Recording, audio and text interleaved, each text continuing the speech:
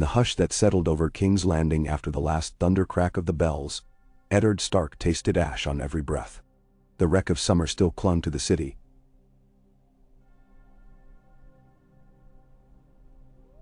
Sour and smoke-soaked, yet dusk spread a gentler cool across the cobblestones. He moved with caution, cane in hand, left leg stiff from weeks in the black cells. The pain was steady, a familiar tether to life. Each footfall echoed inside his skull like a smith's hammer, but he endured it because he must. The realm had need of him, and his own children had need most of all. Outside the Red Keep's godswood, the air smelled faintly of sap. Candlelight shimmered beneath the arc of carved weirwood branches, and the last red leaves fluttered like coals. Ned paused at the trunk, lay a palm upon the face hidden in the wood, and prayed.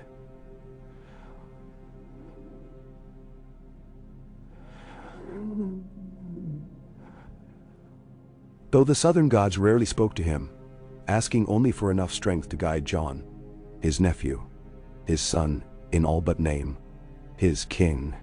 Every choice Ned Stark had made since Robert's rebellion converged now upon that one truth. He turned from the heart tree when footsteps crunched on gravel. Sir Barristan Selmy emerged in white cloak and polished plate, helm beneath his arm. Moonlight washed his hair to silver. The old knight inclined his head. "His grace stirs," Barristan said. "Nightmares. Your presence might steady him." Ned studied the King's Guard's lined face, saw a similar weariness behind the crisp courtesy. Both of them had buried too many loyalties in too short a span. Robert, Renly, Stannis, Robb, and now Daenerys Targaryen, fallen only a fortnight past on the broken steps of Dragonstone. Fire, betrayal. Dragons turned on their own rider. Each memory left a wound. "I will come," Ned answered. He managed a faint smile. "And you should rest, sir. The city needs true swords more than ever, not broken men." Barristan's lips tugged upward. "Then you must surely rest too, Lord Regent." He used the title softly, still tasting it. "But we Starks and Selmys are too stubborn." They crossed through garden paths lit by torches and pale lanterns. Far above, the massive scar of the destroyed dragon pit gaped like a wound in the night. Drogon's rage had gutted the dome before Daenerys' final flight. People whispered that her blood still glazed the shattered bricks where she died, though the sweepers scrubbed daily. Guards bowed as Ned passed, silent in half-armor new forged by Tabho Matdato. He bore no sigils beyond the direwolf privately sewn into his leather doublet. A hand's brooch, fashioned in jet and bone, clasped his cloak. Cersei had melted the old gold brooch on her ascent to queenship, but her reign had lasted less than a moon's turn before wildfire and fate consumed her. Within the Tower of the Hand, Ned climbed to Jon's solar. The room smelled of parchment and damp wool. A brazier hissed pine resin, faint blue flames licking coal. Jon lay beneath heavy blankets, curls plastered to his brow. He dreamt fitfully. Ned could tell from the twitch in his jaw. Maester Luwin, gray-haired now but alive through all northern storms, sat at the bedside with a rolled bandage ready. They exchanged nods. Luwin whispered, "The wound aches, but it heals cleanly. Harder are the dreams." He sees the wall aflame and hears his dragon's heart break. Ned set his cane aside and lowered himself into a chair. The floor creaked. Jon stirred, lids fluttering. "Father?" His voice rasped, raw from fever dreams.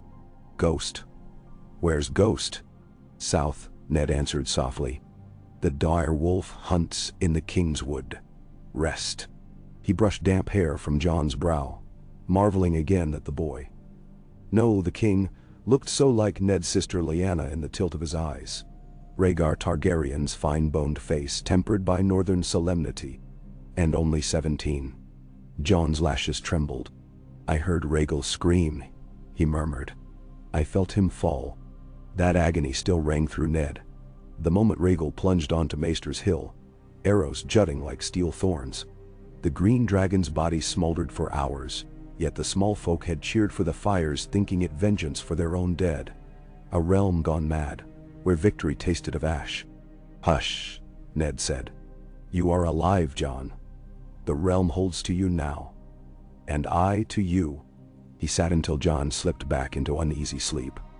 Then he rose, joints aching, to study the painted table where the boys' council had begun charting a new kingdom. Tycho Nestoris letters promising the Iron Bank's cautious favor. Lady Brienne's scrawl listing river crossings, still held by Blackwood banners. Bronze Myrish lenses, marking grain stores in the Reach. War had scarred every field between Maidenpool and Highgarden, but remnant harvests might yet feed wintering cities. Ned leaned on both palms. Everywhere he looked he saw tasks. Mending the ravaged crownlands, pacifying stormlords grieving 2 dead Baratheon kings, soothing northern clans who muttered that a Targaryen half-blood wore their crown. Some whispered Ned should seize power himself. His bannerman had urged it before he even left Winterfell. Proclaim Eddard Stark protector of the realm until Robb's rightful heirs came of age. But Robb lay beneath Frey axes years gone. Sansa still lingered in the Vale, childless lady of Winterfell by law. Yet she had written Ned granting her blessing on Jon's rule. Arya was a ghost walking roads no raven could find. Bran, a mystery hidden beyond shattered castles of ice. And Rickon's small bones rested on Skagos. Slain before he saw 10 Namadays. In the end, Ned had chosen duty over grief. He had chosen Jon not. He carried parchment to a writing desk, lit by a tall beeswax candle. Each flicker cast crimson on the map's painted rivers. Ned unstoppered ink and began scripting decrees. Replacing Lord Giles Rosby with Maester Walken as Master of Coin. Assigning Sir Davos Seaworth to oversee grain fleets from White Harbor. Naming Sir Barristan temporary Lord Commander of the Kingsguard until new white cloaks could be chosen. Simple words, yet each one shifted 1,000 lives. Ink pooled like night across vellum. A knock rapped softly. Varys, robed in somber purple, glided in. His eyes were bright as an owl's. "Lord Regent," he said, "the city stirs with rumors. Targaryen loyalists gather at the Dragon Pit ruins. They speak of a silver-haired prince across the narrow sea." "Meow. Another pretender," Ned muttered without looking up. "Let them whisper. We will not chase shadows while our streets go hungry." Varys folded pale hands. "True. Yet shadows have teeth, my lord, and gullible tongues seek their bite. Best to prepare measures. Perhaps a marriage. The realm loves weddings almost as much as executions." Ned signed a parchment with crisp stroke. "Enough marriages have drowned Westeros in blood. Yet a crown sits uneasy upon a boy who bears wolf and dragon both. The lords remember bloodlines keenly." Varys ticked names off slender fingers. "The Tyrell girl shines bright, still maiden. A Stark Targaryen union with the Rose could soothe Reachfolk hearts, swell our granaries, and choke rumors in ivy and silk." Ned felt the old ache pulse behind his ribs. His leg throbbed in sympathy. "No betrothals until Jon stands without fever. Tell the Tyrells their loyalty will earn fair trade, not a crown." The eunuch inclined his bald head. "As you wish." He stepped backward like mist, then paused. "And the Iron Throne, my lord. King Jon refuses it still." "Done?" Ned closed his eyes briefly. He pictured the twisted seat of blades, forged by dragonfire and bloodlust, roosting in the Queen's ballroom since the Red Keep's throne chamber collapsed beneath wildfire. In its place Ned had ordered a plain weirwood chair carved by his northern carpenters, set beside the blackened heap. Jon conducted audiences from that modest seat, insisting no man should rule from swords. "He may refuse until he's bearded," Ned said. "I will not compel him to sit where tyrants died. The throne can rust. The people crave good harvests, not pageantry." "Then tea." Varys bowed deeper. "A novel thought.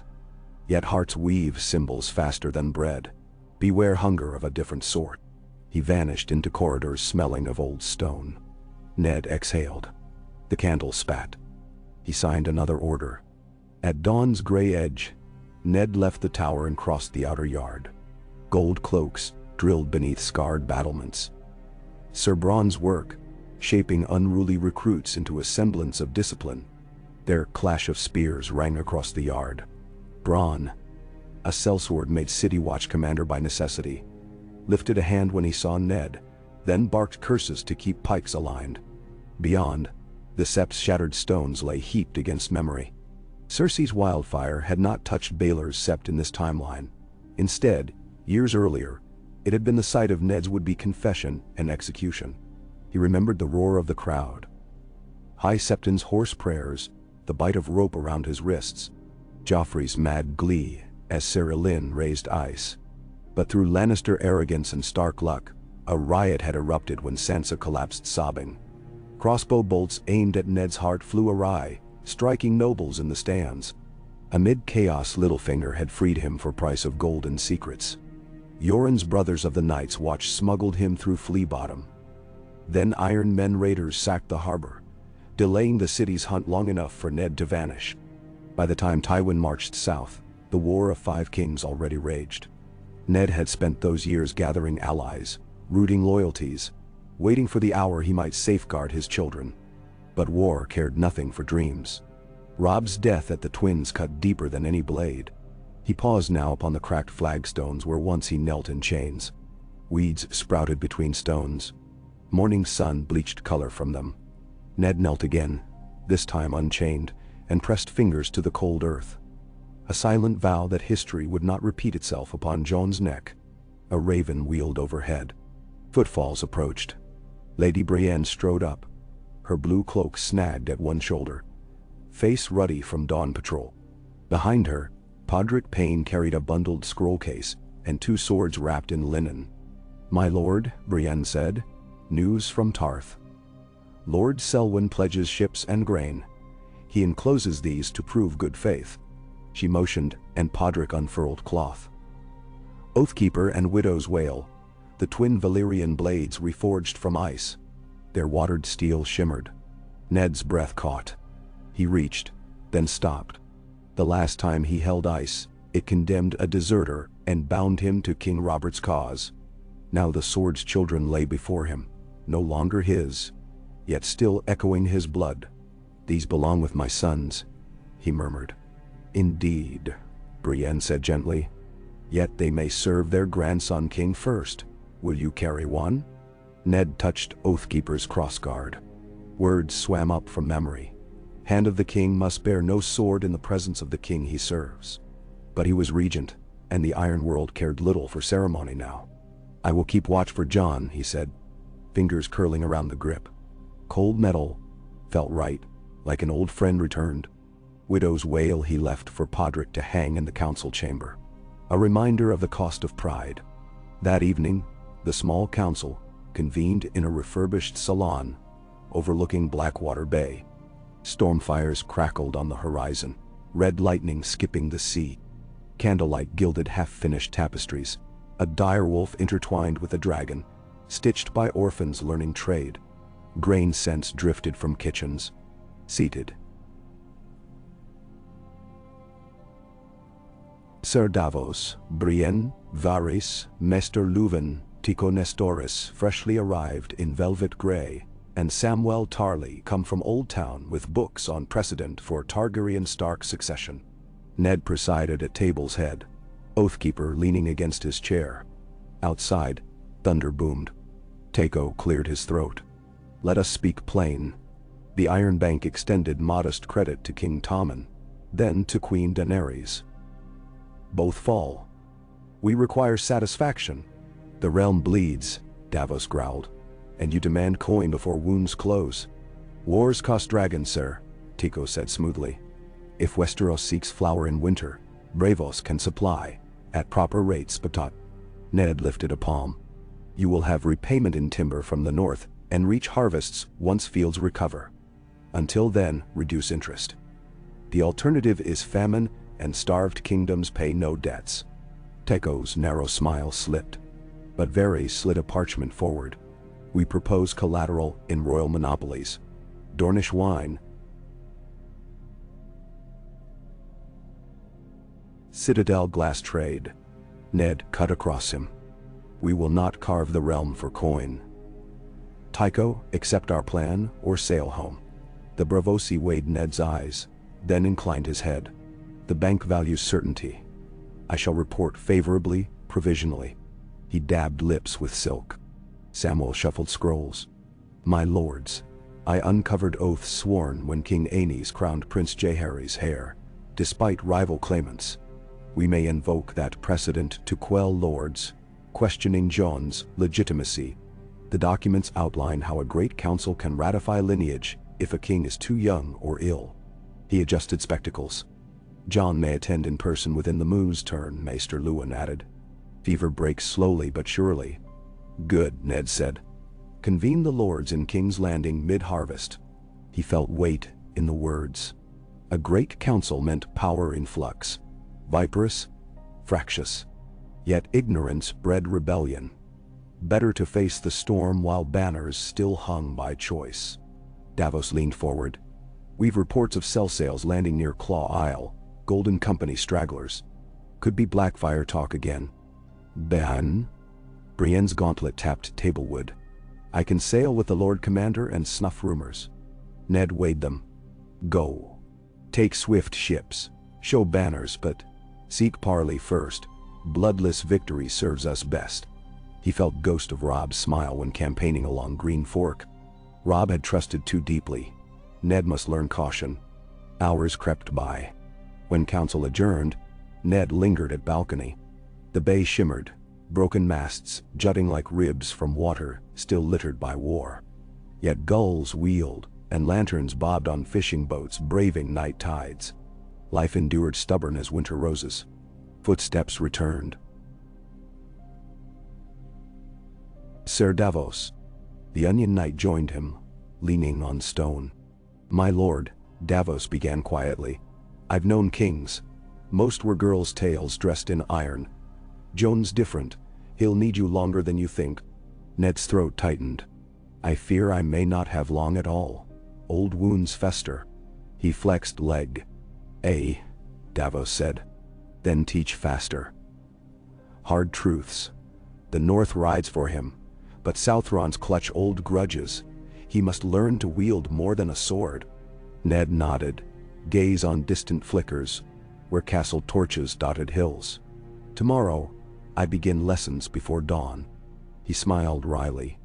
Maester Lewin will protest. Lewin protests everything that risks patience peace. Davos chuckled. He sobered. Do you ever wonder if ghosts haunt us to guide or torment? Both, Ned answered. He pictured Brandon's fiery courage, Rickard's stern patience, Lyanna's laughter echoing through Winterfell's empty yards. He pictured Robb riding ahead under twin direwolf banners. Each memory pressed upon him not as burden, but as compass. Thunder cracked. Rain stuttered on balcony rail, cold as wall air. Ned drew cloak tighter. We hold the realm, he said, iron in voice. We hold until the king can stand unshaking. Then we let him walk his own road. But not alone. Davos clapped gloved hand on Ned's shoulder. Not while a Stark draws breath. 3 days later, Jon rose from bed, pale yet determined, wrapped in black and crimson doublet, trimmed by grey wolf fur. Ghost padded at his heels, red eyes wary. Ned guided him through corridors lined in new rushes, sunlight spilling on redstone. Servants knelt, knights bowed. They reached the courtyard where gnarled lemon trees, gifts from Dorne, blossomed in wooden boxes. Ned retrieved practice swords, ash and iron weighted. Jon eyed them. My lord father, he said, voice husky. I thought you'd recite laws today, not drill me like an acolyte. Body teaches the mind, Ned replied. He tossed a lighter sword. Jon caught awkwardly, wincing at shoulder wound. Ned circled, cane replaced by wooden blade of equal weight. Ghost sat beside a tree, ears twitching. They began slow passes. Parry. Riposte. Sidestep. Jon's wounds hampered reach, yet instinct guided him. Sweat filmed his brow within minutes. Each strike echoed in courtyard, silver notes among lemon-scented air. Again, Ned urged, blocking high. Feel your stance root, like weirwood. Limbs flow like river. A king must balance firmness and give. Jon grunted. I'd rather study tax levies. Both will bruise you, Ned said, stepping aside, cane tip dragging semicircle. Yet taxes wound the realm as sword wounds flesh. Misjudge and you bleed subjects dry. They broke. John doubled, breath ragged. Ned handed water. Enough for now. John wiped mouth. You should rest more than I, father. Ned smiled thinly. Old bones yet hold strength. He regarded Joan's solemn eyes. Tell me what troubles you. John hesitated. Dreams. A fire and ice meeting on a frozen field. A sword of morning light. Voices whispering that I do not belong. Dreams speak fears, Ned said. Belonging roots in choices, not blood. Your honor, your mercy, those shape the crown. John stared at sword. And if I fail, then rise again. Wolves endure storms by standing together. Ned laid hand on John's shoulder. You will not face them alone. A raven caught above. Ned tilted his face to sky. Clouds broke open. White sunlight spilled, bright as new forged steel. For a heartbeat he felt warmth of Winterfell summers, children racing through tall grass, Catelyn's laughter on breeze. Then the moment passed, and duty returned. Word of the great council spread like wildfire. Lords streamed toward the capital, tarly banners of striding huntsmen. High-tower ships tilting sails of White Tower aflame. Lady Anya Waynwood escorting Sansa Stark amidst ringing bronze. From the Riverlands rode Sir Edmure Tully, gaunt but defiant, freed at last from Frey chains. Dorne sent Princess Arianne and Sunspear knights. Even Lord Gendry Baratheon of Storm's End came, muscled blacksmith's shoulders clad in gold antlered armor. They assembled in the Dragonbone Hall of Maegor's Holdfast, rebuilt partially with ashlar from collapsed mezzanines, beneath stone arches scrawled by stonemason guilds to mimic ancient Valyrian glyphs. A dais of weirwood inlaid with ebony supported the plain regent chair. John stood beside it, ghost at heel, crown of dark steel circling his curls. Direwolf heads met dragon wings in rings around the circlet. Ned wore sober black oathkeeper across his back, cane gripped in left hand. A hush fell over gathered nobles as Maester Luwin's bell chimed commencement. Thousands filled galleries, banners of house sigils draped like patchwork sky. Sir Davos read charges and claims. Samwell presented documents citing Great Council of 101 ACI. Varys whispered along benches, molding ever-present intrigue. Tycho Nestoris monitored ledger tallies. Debate burned 3 days. Lord Mathis Rowan questioned Joan's youth. Lady Margaery, at her grandmother's council, stood to support him with silver speeches of unity. Sir Garland Tyrell offered reachfolk harvests as proof of loyalty in exchange for peace. Blackwood and Bracken argued old feuds. Ned ended them with a single ultimatum. Stand united or lose lordships. They fell silent. On the fourth dawn, votes cast on polished stone counters tallied near unanimous.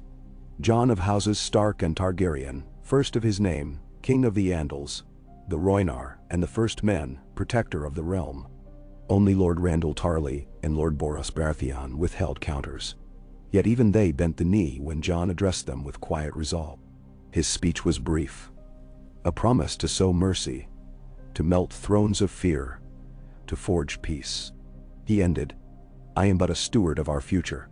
Help me build it. Thunderous acclaim shook rafters. Ned watched, heart swelling and aching all at once.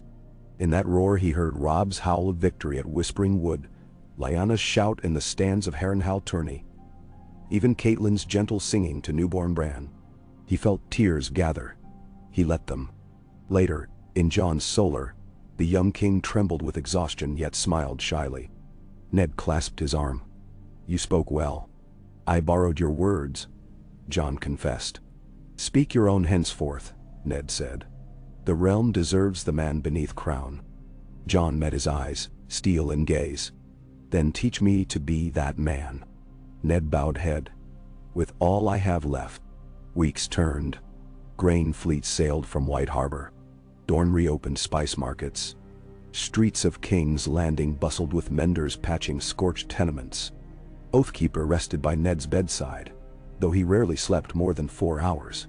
One dusk, Maester Lewin found him poring over letters from Winterfell.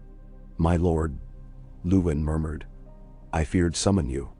Ned looked up. "What news?" Lewin's brow wrinkled like old parchment. "Riders came from the neck. Reports say Bolton banners mass near the Barrowlands.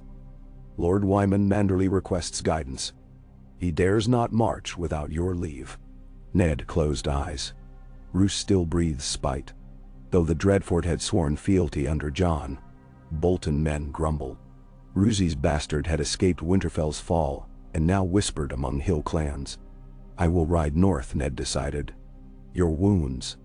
"I have strength." He rolled parchment. "Jon must learn to hold Westeros, while I secure the north. My absence will test him." "Bemnisau," Lewin sighed. "Then a raven flies at once." On the morning Ned set out, Jon met him in the courtyard. Snowflakes drifted, eerily harbingers of winter, and dusted Jon's sable cloak. Ned mounted a rangy gray destrier. Behind him rode Sir Brienne. Sir Jorah Mormont returned from exile, and a dozen wolf-cloaked guards. Ghost padded between horses. Jon offered a bundle, a black scarf embroidered with red direwolves. "For Frost," he said. Ned tied it about his neck. "Rule wisely." Jon nodded. "Come back alive. Ghost will lead you home if roads turn dark." "Nah." Ned squeezed his arm. "I always return." As the gates opened, Ned glanced back. Jon stood tall upon battlements, crown glinting pale sun, Ghost's white shape at side. The sight warmed Ned more than any hearth. They rode through streets where small folk waved and called blessings to the King Regent. Yet Ned felt only the weight of unknown miles ahead, and the lighter, stranger weight of hope. He had carried duty and regret so long they seemed sinew to his bones. Now hope threaded between them, fragile yet fierce. Beyond the city walls, the King's Road stretched like a sword into rolling mist. Ned pressed heels, and horse surged forward. Brienne's laughter rang at his flank. Unexpected, clear as mountain spring. Ned Stark, once thought dead upon Sept stones, rode north once more, bearing Oathkeeper and an oaken cane, carrying with him the promise of a realm reborn beneath a boy who was both wolf and dragon. Clouds parted, revealing pale blue. Snowflakes melted on warm breath. Ahead lay winter, rebellion, and secrets yet unsung. But for the first time in years, Ned's heart beat steady, certain that the song of ice and fire could, in right hands, become a song of peace. And so the tale unfolded, not in sudden blaze but in steady hearth fire, lasting through long nights. 5 hours, and many more to come. While the North awaited its lord's return and a young king learned to rule a wounded realm. The wind off the King's Road sharpened with every league north, knifing through wool and leather despite the wan sunlight leaking between leaden clouds. Eddard Stark kept Oathkeeper strapped across his back, but rode with gloved fingers curved loosely around the reins.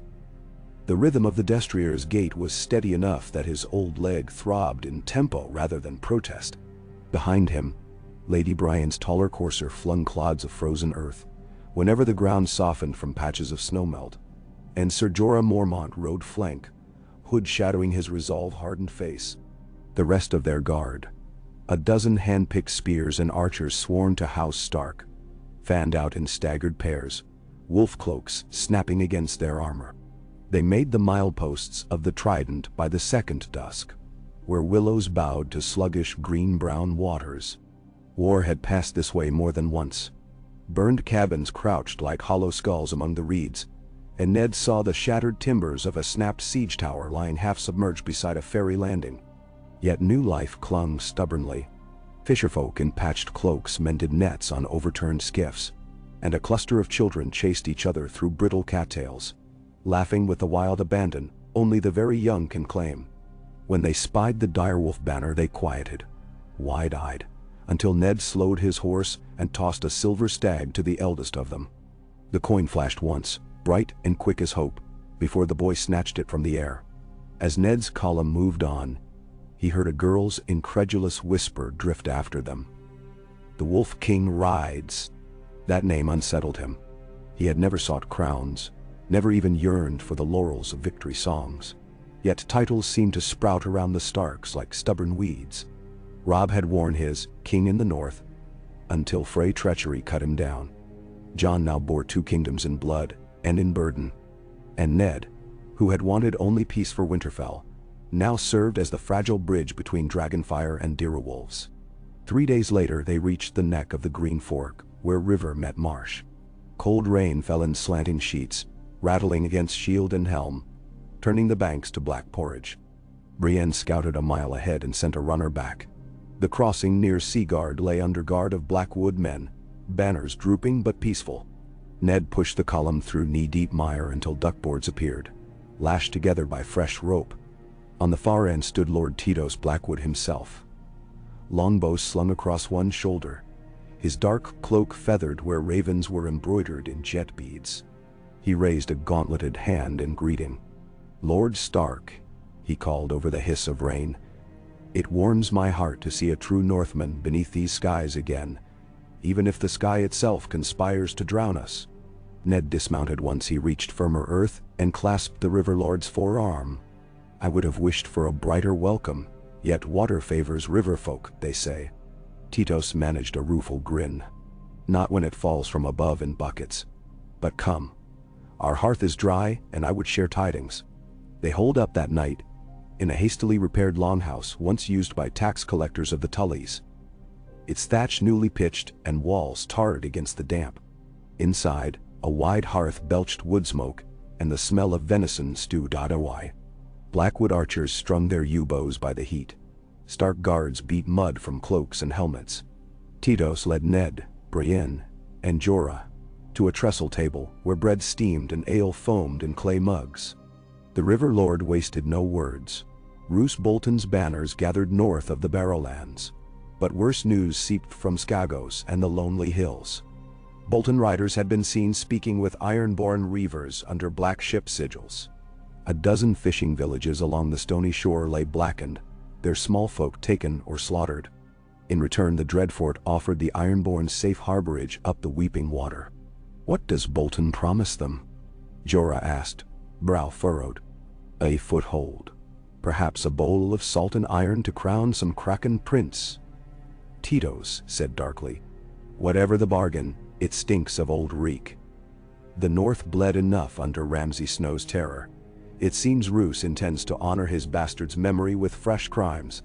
Ned felt the familiar cold coil in his gut. The sense of gathering storm had once known on the eve of the Trident, when Robert lay wounded and Rhaegar's host glittered across the ford. "How many swords does Roose command?" "Hard to judge," Tytos admitted. 2,000? 3? Little more, if half his vassals hold grudges for breaking faith with the Starks. Yet ironborn numbers may swell the host beyond counting. Worse, fear multiplies armies in the telling. "Nanda. All the more reason to break that tale before it spreads," Brienne said. Hand resting unconsciously on the pommel of Oathkeeper's sister blade, Widow's Wail, which hung at her hip tonight for the first time. Ned agreed. He spent the rest of the evening hunched over a rough map with Tytos, marking causeways through the bogs, calculating supply lines, weighing oaths still unbroken in the Barrowlands and beyond. Ravens flew out at dawn, one to White Harbor, summoning Manderley levies, another to Deepwood Moat, seeking Lady Glover's garrison, a third to the Wall, though Ned doubted whether the dwindled Night's Watch could spare even a token. Still, habit drove him. In war, every ally mattered. By the time the column rode again, sleet stung their faces and glazed the duckboards in treacherous ice. They pressed north, hugging the King's Road's ragged edge where gravel gave way to tufts of half-frozen heather. Brienne sang beneath her breath. An old Tarthian sea shanty about a sailor who wagers his shadow for a kiss of sunrise, her alto steadying the men against the monotonous ache of travel. Even Jorah hummed along by the second day, though he claimed not to know the tune.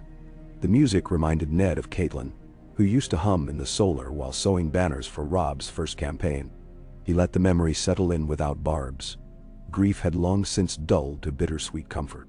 They skirted the twins cautiously, Fray arrows still bristled from broken crenellations, and a plague of crows haunted the riverbanks, where unburied bones had washed loose from shallow graves. Underneath those ominous towers, Ned ordered the pace quickened to a near trot despite his knees' protest. No one voiced complaint. 2 nights later they reached a small godswood near the Fever River. Brienne, after a silent lapse, asked Ned for permission to spar. The men needed their spirits lifted, she argued. Ned conceded. Torches were planted in a wide ring between frosted trunks. Snowflakes swirled in the orange halos as Brienne faced Ser Jorah, each armored in boiled leather for speed.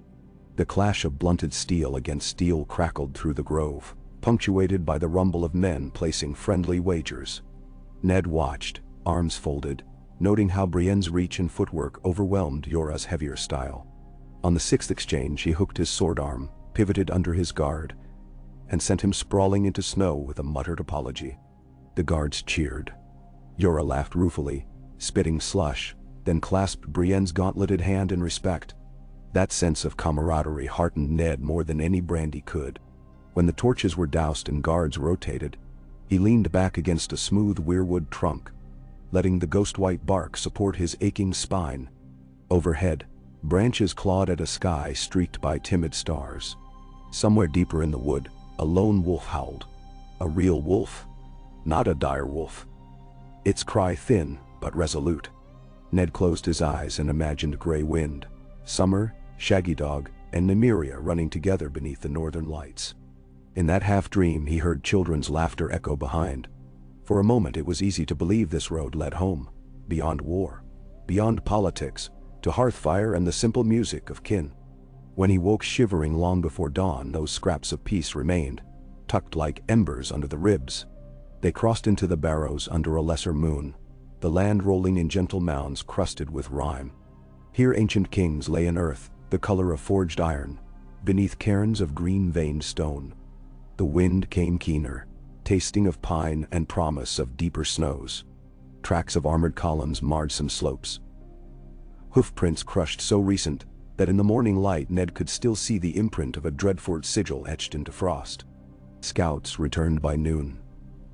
Bolton outriders prowled, no more than 8 leagues ahead, torching crofts and herding captives south toward the coast, where iron-borne longships waited beyond sight. Ned called a halt on a ridge overlooking a narrow valley funnel. Pines formed a high palisade on either rim, and the King's Road dipped through like yarn through a weaver's shuttle.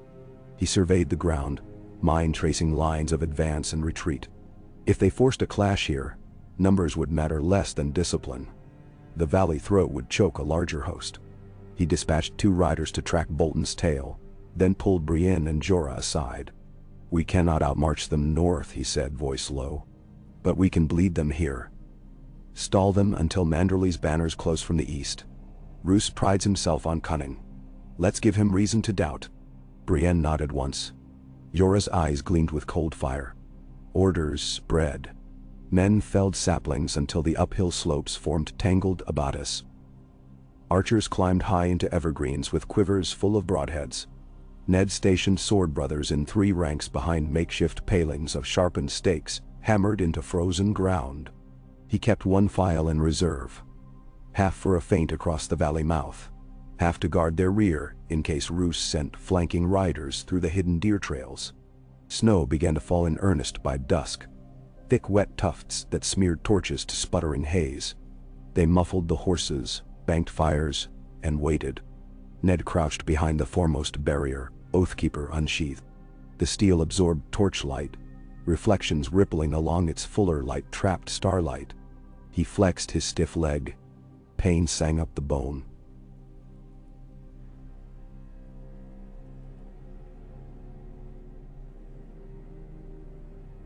Sharp as truth, he welcomed it as reminder he still lived. Hoofbeats drummed faintly through snowfall. Then clearer, heavy, rhythmic, dozens, no, hundreds.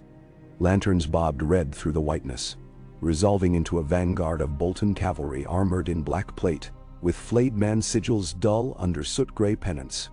Behind them trudged footmen in patched mail, spears tipped with hooked barbs more suited to flensing than war. A horn sounded, single mournful note. Brienne's hand lifted. Archers drew. The first Bolton horse broke the kill zone line. Brienne's arm dropped. A storm of arrows hissed downward, thudding into shield, flesh, and gelding alike. Horses screamed, rearing. Riders cursed. Confusion rippled back through the column. Ned rose, cane discarded, and bellowed. Loose! Again! Second volley found gaps, cutting men from saddles. He felt the echo of Rob's gray wind in his throat, a rough war bark escaping him involuntarily. Bolton captains regrouped faster than he'd hoped. Trumpets blared. The next rank of cavalry thundered forward. But the valley narrowed where Ned's stakes jutted.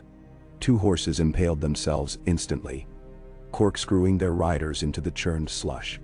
The rest tried to wheel yet tangled amongst corpses and screaming mounts. Behind them, Bolton infantry pressed unaware until the front ranks crumpled under their own comrades. It was chaos distilled into steel and shrieks. Brienne vaulted the paling with Widow's wail bright in her grip, leading a strike wedge of Stark guards. Ned shouted for Jorah to hold center, then limped up the line, weaving through churned ground to plug any breach. Snow plastered his beard. Hot sprays of blood flecked his cloak. Oathkeeper met a Bolton longsword with a ringing clang that jarred his shoulders. He pivoted, hacked the man's thigh, drove pommel to visor. Another attacker lunged through steam-clouded air. Ned parried but was too slow on the bad knee. The spear point kissed his side, slid off mail, but impact flung him backward into snow. His pulse thundered. The world narrowed to silver arcs and the copper sting of blood on tongue. He tasted Winterfell's cold cellars again, where he'd sparred with Benjen as boys. A shield slid over him. Jorah's broad oak slab, just as an axe bit down. Sparks spat. Jorah kicked the assailant's knee backward with audible crunch. Up, Lord, he grated. Ned surged to one knee. Pain seared but held. Together, they waded forward. How long the skirmish raged Ned could not reckon. Battle time collapses into heartbeats measured by blade strokes. But eventually, horns wailed retreat in Bolton tones, ragged and panicked. Riders fought to wheel about.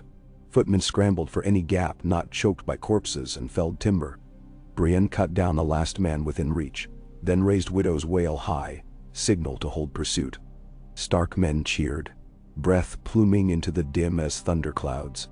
Ned sagged, leaning on Oathkeeper like a crutch. Snowdrifts had turned pink beneath his boots. Brienne trod across, visor up, blue eyes searching. Injured, bruised, he wheezed. Nothing more. A scout loped in from the rear path. Manderley banners had been sighted cresting the eastern ridge. At that, Ned allowed himself a slow exhale. Roose Bolton would find his withdrawal cut short by fresh levies and a narrow valley now blocked by Stark spears. Dawn would reveal how many of his men lay behind him, frozen in crimson blankets. That night, the campfires burned soft blue beneath the snow-laden boughs. Wyman Manderley himself joined Ned in a hastily pitched pavilion that smelled of pine tar and wet dog. The Lord of White Harbor had grown fleshier with years, but his eyes remained keen. He clasped Ned's forearms. Your timing was the stuff of harbor ballads, Lord. I feared we'd find only charred bones. The Dreadfort does not lack for flammable fodder, Ned replied wearily. They mapped out pursuit routes while healers stitched gashes and piled Bolton corpses for barrow burial. Wyman promised 1,000 fresh levies within the fortnight, plus caravels to scour the stony shore for Ironborn. Plans wove late into night. Before dawn, Ned slipped outside alone. The sky had cleared. Stars glittered like frost shards. A hush lay over the slaughter field now blanketed anew in snow, smoothing the uglier contours of war. He let the silence fill him, pushing aside exhaustion, until a crunch of boots sounded behind. Brienne stepped up, holding 2 mugs of bitter willow bark tea. Ned accepted one gratefully. You saved lives today, she said. We lose them tomorrow afresh, he murmured. War is a sieve with no bottom. She studied him in torch glow. I fought for Renly once, then for Lady Stark. I failed both. Yet I learned by failing. The realm needs men who keep trying even after. You are such a man. Men so. Ned sipped, letting heat chase chills from marrow. What of you, my lady? Your oaths multiply. I follow honor where it points. Brienne glanced at the quiet lines of tents. And right now it points at you. A faint smile tugged Ned's lips. He remembered Catelyn speaking fondly of Brienne's fierce loyalty. Then may I prove worthy. Messages flowed south on swift wings. Victory in the narrow valley, Bolton routed, Manderley fleet taking on iron-borne longships at sea. Jon's reply returned faster than any rider could. Relief and pride threaded beneath careful kingly restraint. He urged Ned to pursue Bolton only as far as necessity, to spare villages further strife. A postscript in Jon's own hand, crooked with haste, read, "Your temperance is the realm's shield. Return when you may, your lessons whisper in every counsel." Ned read those lines thrice before tucking the parchment over his heart. Yet the campaign dragged. Bolton and Ironborn survivors split, Kraken's sails fled northwest. Flayed men banners slinked back toward the Dreadfort's bleak bastions. In the frozen weeks that followed, Ned's army marched methodically through pale forests, where hoarfrost coated branches like spun glass. They reclaimed crofts, burned ironborn longships beached for repairs, liberated children destined for slave markets in the islands. Along the shivering sea's pebble coast, Ned stood transfixed as dawn ignited ice floes into sheets of rose gold. He recalled telling his brood once that the North was a stern mother, yet moments like that sunrise reminded him she could be breathtakingly gentle. Inside one plundered longhouse, they found a Bolton prisoner willing to trade secrets for freedom. Under Brienne's steady gaze, the man confessed Roose Bolton plotted to wed an iron-born widow of some princeling line, forging alliance by taking the Salt Throne scraps. Bolton's letters begged the remaining Kraken captains to strike Deepwood Motte while Stark forces were lured east. Ned calculated distances, supply caches, the depth of winter roads. He realized their campaign at the Barrowlands might only be the opening feint in a longer, colder game. But fresh ravens brought better tidings too. Sansa Stark had arrived safely in King's Landing, her retinue swelling Jones Court with North Vale banners. Samwell Tarly had instituted a council of scribes recording land grants for war orphans. Tycho Nestoris, impressed by Jon's early repayment shipments of northern timber, had extended a second larger loan at halved interest. The realm's pulse, though weak, beat with possibility of true recovery. Still, Ned could not shake the unrest curling at the base of his skull, like distant thunder across clear snowfields. He convened war council beneath a low-cambered roof of pine. Manderley, Lady Mage Mormont, newly arrived with 50 fighting women and her granddaughter Lyra, and Roderick Risewell sat on rough benches. Maps rustled. "We strike for the Dreadfort," Wyman urged. "End Bolton line once and for all." "Burn the leech itself," Mage growled, pounding fist. But Roderick Risewell raised a hesitant hand. "And if Ironborn descend upon Deepwood while our backs turned? Worse, what if Skagos falls to Krakens and we stand bereft of western ports?" Ned traced a finger along the coastlines. "Two knives at once. We cannot parry both if thrown together." "Nah." "Then split," Brienne suggested quietly. "Send a swift column to reinforce Deepwood, another to feint at the Dreadfort. Keep Roose guessing which fist is heavier." "Risky," Manderley mused, stroking snowy mustache. "But winter favors those who move like shadows on white sheet. Your Lady Knight thinks like a ghost." Ned nodded slowly. "Very well. I lead the feint. Lord Wyman, you march west with Lady Mage. Jorah, ride ahead to warn Deepwood. We move at dawn." He dismissed council, but kept Brienne back. As others filed into spinning snow, he turned to her. "Your blade will follow Manderley's host," he said. "They need a commander too stubborn to yield." Surprise flickered across her face. I serve you, my lord." "You serve the realm." He clasped her wrist. "And the realm is bigger than one old Northman. Go where you are most needed." She searched his eyes, perhaps seeking some sign of farewell beyond words. Whatever she saw,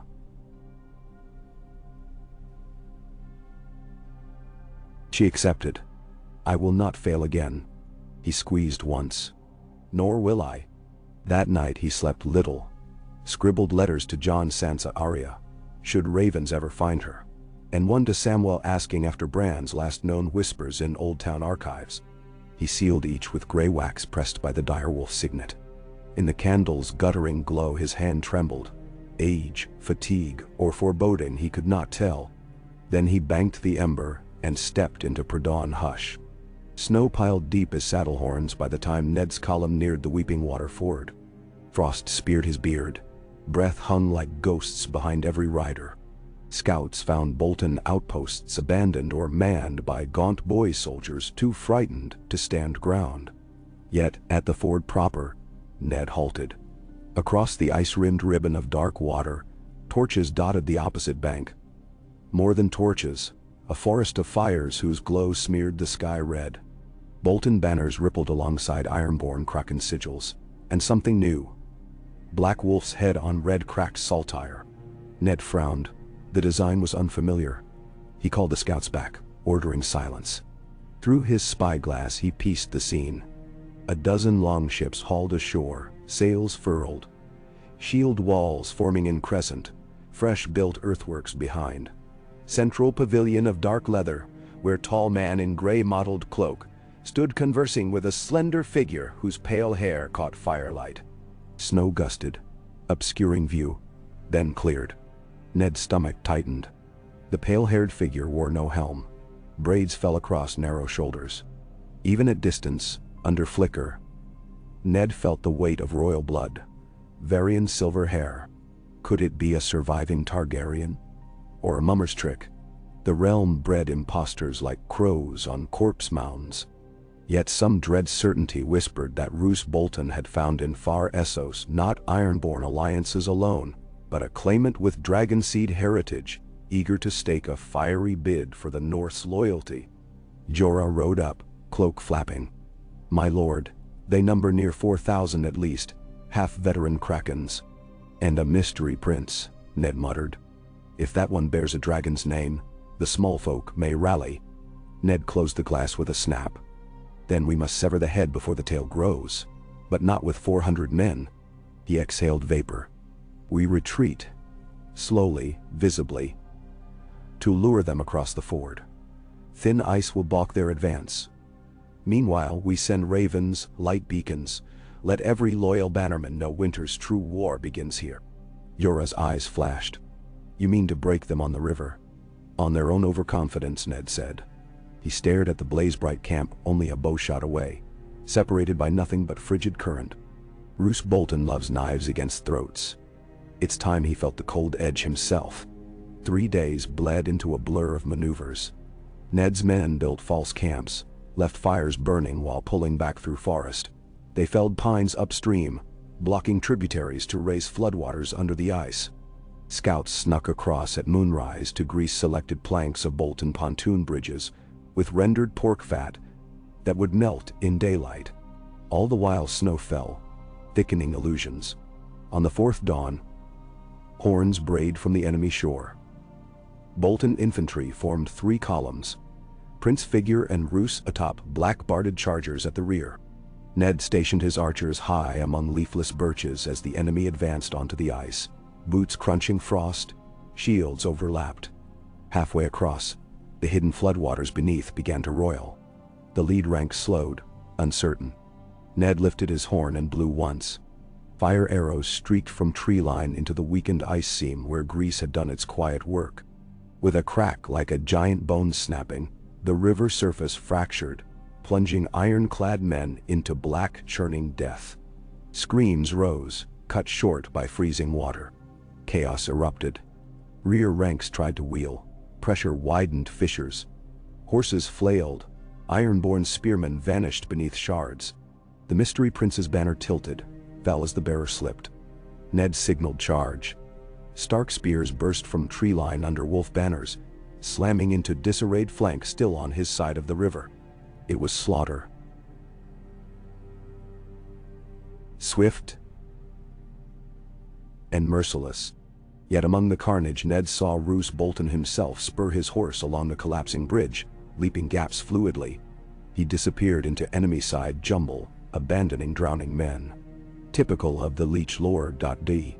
As for the prince, and spotted a splash of silver hair clinging to a broken spar drifting downstream. He drove his destrier toward riverbank, but Jorah caught reins. Ice too thin, he's lost. Cries of mercy and "Mother" floated over current before the waters swallowed them. When it ended, crows circled the shattered ford, while Stark men hauled survivors ashore as prisoners. Ned strode the bank, sword limp in hand, heart a stone. Victory felt hollow, winter's first trumpet, not its last. A captured captain knelt before him, lips purple with cold. "My lord," he stammered. The prince was Daron Waters, bastard of the late King Aegon VI, born of a Lyseni girl. Bolton promised him northern support for a Targaryen restoration. Ned stared at ice, where currents still closed over floating shields. So the realm birthed yet another dragon ghost, drowned now before fire hatched. He sheathed Oathkeeper. "See to the wounded, ours and theirs," he ordered. "Build pyres. Frost will keep the dead meantime." Thou. He turned from the river, knee afire, mind racing through implications. Bolton escaped, the Ironborn shattered but not slain. A false Targaryen corpse might inflame loyalists or silence them. Either outcome needed careful shaping. That night, as fires crackled high, Ned penned a longer letter to King Jon, detailing victory, warning of Bolton's flight, confessing the new twist of bastard claimant drown. He urged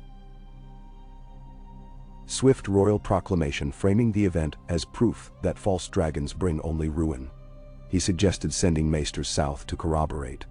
Then, for the first time, he wrote a line not as regent, but as father. "Remember, son, the truth we forge is a sword and a shield. Wield it with compassion, lest it cut those you mean to save." He sealed the parchment with iron bergamot wax and handed it to a ravener. Weeks crawled. Winter closed its fists. Ned's army harried Bolton remnants toward the Dreadfort, never allowing them to regroup long enough to strike. Yet news from Deepwood whispered of heavy skirmishes with krakens, repelled only by Lady Meg's ferocity, and Brienne's disciplined shield wall. Manderly ships harassed Ironborn fleets into harbor at Pike, though not without cost. On the eve of first dark moon, ravens brought word from King's Landing. The Great Council had ratified Jon's reign for a second time, endorsing new laws of regency and land reform. Sansa had been named Mistress of Laws, Gendry Baratheon confirmed Lord Paramount of the Stormlands, and Lady Margaery Tyrell betrothed, by her own petition, to Lord Davos' youngest son as symbol of Reach North unity. Ned chuckled despite exhaustion. Davos' letters would be full of humble protest. One raven bore Arya's marks, a single white wolf drawn in charcoal. No words. Ned touched the parchment, feeling both relief and dread. His daughter lived, though her path remained veiled. Cold moons drifted. Eventually siege lines formed around the Dreadfort's bleak walls. Roose Bolton refused parley, shooting messengers with crossbows. Ned settled into the rhythms of siege. Trench digging, tower building, snow shoveling, ration counting. The worst enemy became frostbite. He lost 3 toes from his bad leg to black rot, but Maester Cole, sent north by Jon, salved and swathed him until he walked again on a carved beechwood crutch. Spring was a rumor whispered by thawing icicles when the gate finally opened from within. Bolton's own steward, Fatwalda the Younger, betrayed him for promise of safe passage and Stark mercy. Stark soldiers poured through torch-drenched corridors, battled cornered Dreadfort men until the flayed man banners toppled from ramparts into mud. They found Roose in his solar beside a brazier, skin pale as tallow, blade pressed to a serving girl's throat. One of Mormont's archers loosed first. Roose dropped without a word, blood seeping onto pine boards, eyes blinking in astonishment. It ended like that. Quiet. Anticlimactic. War often did. Ned had Bolton banners burned and replaced by the direwolf under a grieving sunburst, symbol of dawn after long night. Prisoners were offered chance to bend knee or ride the wall. Many chose the wall. Ice and oath were kinder than stark pardon for some. Ned wept little, but felt the tears internally. each one a name on invisible stone. He lingered only long enough to appoint Lady Barbary Dustin temporary castellan, trusting her complicated loyalties less than Glover's, but more than any stranger's. Besides, John would soon name new wardens. The realm turned, seasons shifted. Ned longed for King's Landing's warmer skies, and the chance to see his children's faces again, to test if peace might take root beneath Dragonwolf banner. The journey south passed in dreamlike blur. Snow melted into chilly rain by the Trident, where green shoots speared riverbanks. Willows whispered. Small folk bowed not in fear but relief. At Harrenhal they traded fresh pork for barley ale, and stories of odd lights flickering in shattered towers. Perhaps Arya's ghost passing through. Ned left offerings of bread and salt at each village shrine they passed, silent vows to rebuild granaries once treasury allowed. When thrushes sang loud in budding birches, Ned crossed Blackwater Rush. King's Landing's walls shone anew. Scaffolds still clung like spiders, but the city breathed unlike the smoke-choked carcass he'd fled seasons prior. Gate guards recognized Regent banners. Horns high on parapets blared welcome. Inside, streets thrummed with hawkers, mule carts laden with early peaches, children chasing dogs. Soot stains lingered on stones where dragonfire had kissed, yet flowers sprouted from cracked mortar where seeds had blown. Life is stubborn, Ned thought, and smiled. Knights escorted him to the Red Keep, its spires partly shrouded under amber evening light. The plain weirwood chair awaited atop the rebuilt dais, but it stood empty. Instead, Jon Snow, his curls cropped slightly shorter, his bearing straighter, met Ned in the throne room doorway, Sansa beside him in maiden blue gown and Myrish lace gloves. Ghost padded before, tail waving like a snow-white banner. Jon strode forward, clasped Ned's shoulders. For a heartbeat both men simply breathed. Warrior scent and pine resin over lily perfume. "My father," Jon whispered, voice thick. "My king," Ned answered, equally hoarse. Then Jon's lips quirked. "Home, at last." "Not north enough for me," Ned said. "But close." Sansa kissed Ned's weather-lined cheek. "We have lemon cakes waiting," she promised, eyes shining. They walked together past pillars bearing newly carved direwolf dragon knots, their steps echoing like gentle drums. Courtier whispers chased them. Tales of Regent's victory, rumors of drowned dragons, speculation of new heirs. But for a few blessed moments, the world shrank to three Starks, reunited beneath high vaulted arches. And Ned felt the ache in his bones eased by something warmer than any hearth. That night feasts filled the great hall, though Ned ate sparingly, more content to watch Jon laugh with Davos, Sansa debate trade tariffs with Marguerite Tyrell, and Brienne, back from Deepwood, armor dented, share quiet jokes with Podrick and Sir Garland. Music threaded through rafters, lutes and reed flutes, weaving tunes half remembered from Winterfell harvest festivals. Ned closed his eyes once, swaying, and saw Lyanna dancing barefoot in late summer dusk, blooms braided through her hair. When festivities waned, Jon drew Ned onto a balcony, overlooking Blackwater Bay. Lanterns dotted water like fallen stars. The moon was a chipped silver coin. Jon leaned on stone balustrade. "The small council waits for you," he said, sounding almost apologetic. "They know my mind, but seek your guidance." "They will have it," Ned answered, laying hand on his son's. "Yet you no longer need my shadow. Your choices bloom already." Jon exhaled, white mist merging with night air. "I dreamt while fevered, of a white tree rooted in snow, and a black dragon with eyes of burning ice. It circled, but never struck. I think it was warning, not omen of doom." "Mend. Dreams speak what we fear or hope," Ned murmured. "Let them teach, but do not bow to them." Jon nodded. "I will try." He studied Ned's lined face. "And you? Will you rest now?" Ned considered the horizon where sea met night. "Rest comes later. First we finish planting seeds. Grain, justice, peace. Winter's wounds heal slowly." "I cannot promise peace," Jon said, voice low. Only the attempt. Then I could ask no more. Ned squeezed his shoulder. You have already begun a better tale than the ones I feared. In the hush that followed, waves lapped the quay below. Gulls cried distant. Torches flickered. Ned felt his heartbeat settle into a calmer rhythm, like a drum at safe hearth, instead of war camp. He breathed salt air deeply, letting it fill every scar and hollow carved by years of battle and loss. And for the first time since Robert's rebellion, he allowed himself a fragile, dawning belief that the song of his family might yet play out, not in dirges but in lullabies for children still to come. Ghost padded to the railing, sniffed wind, then tipped head back and howled.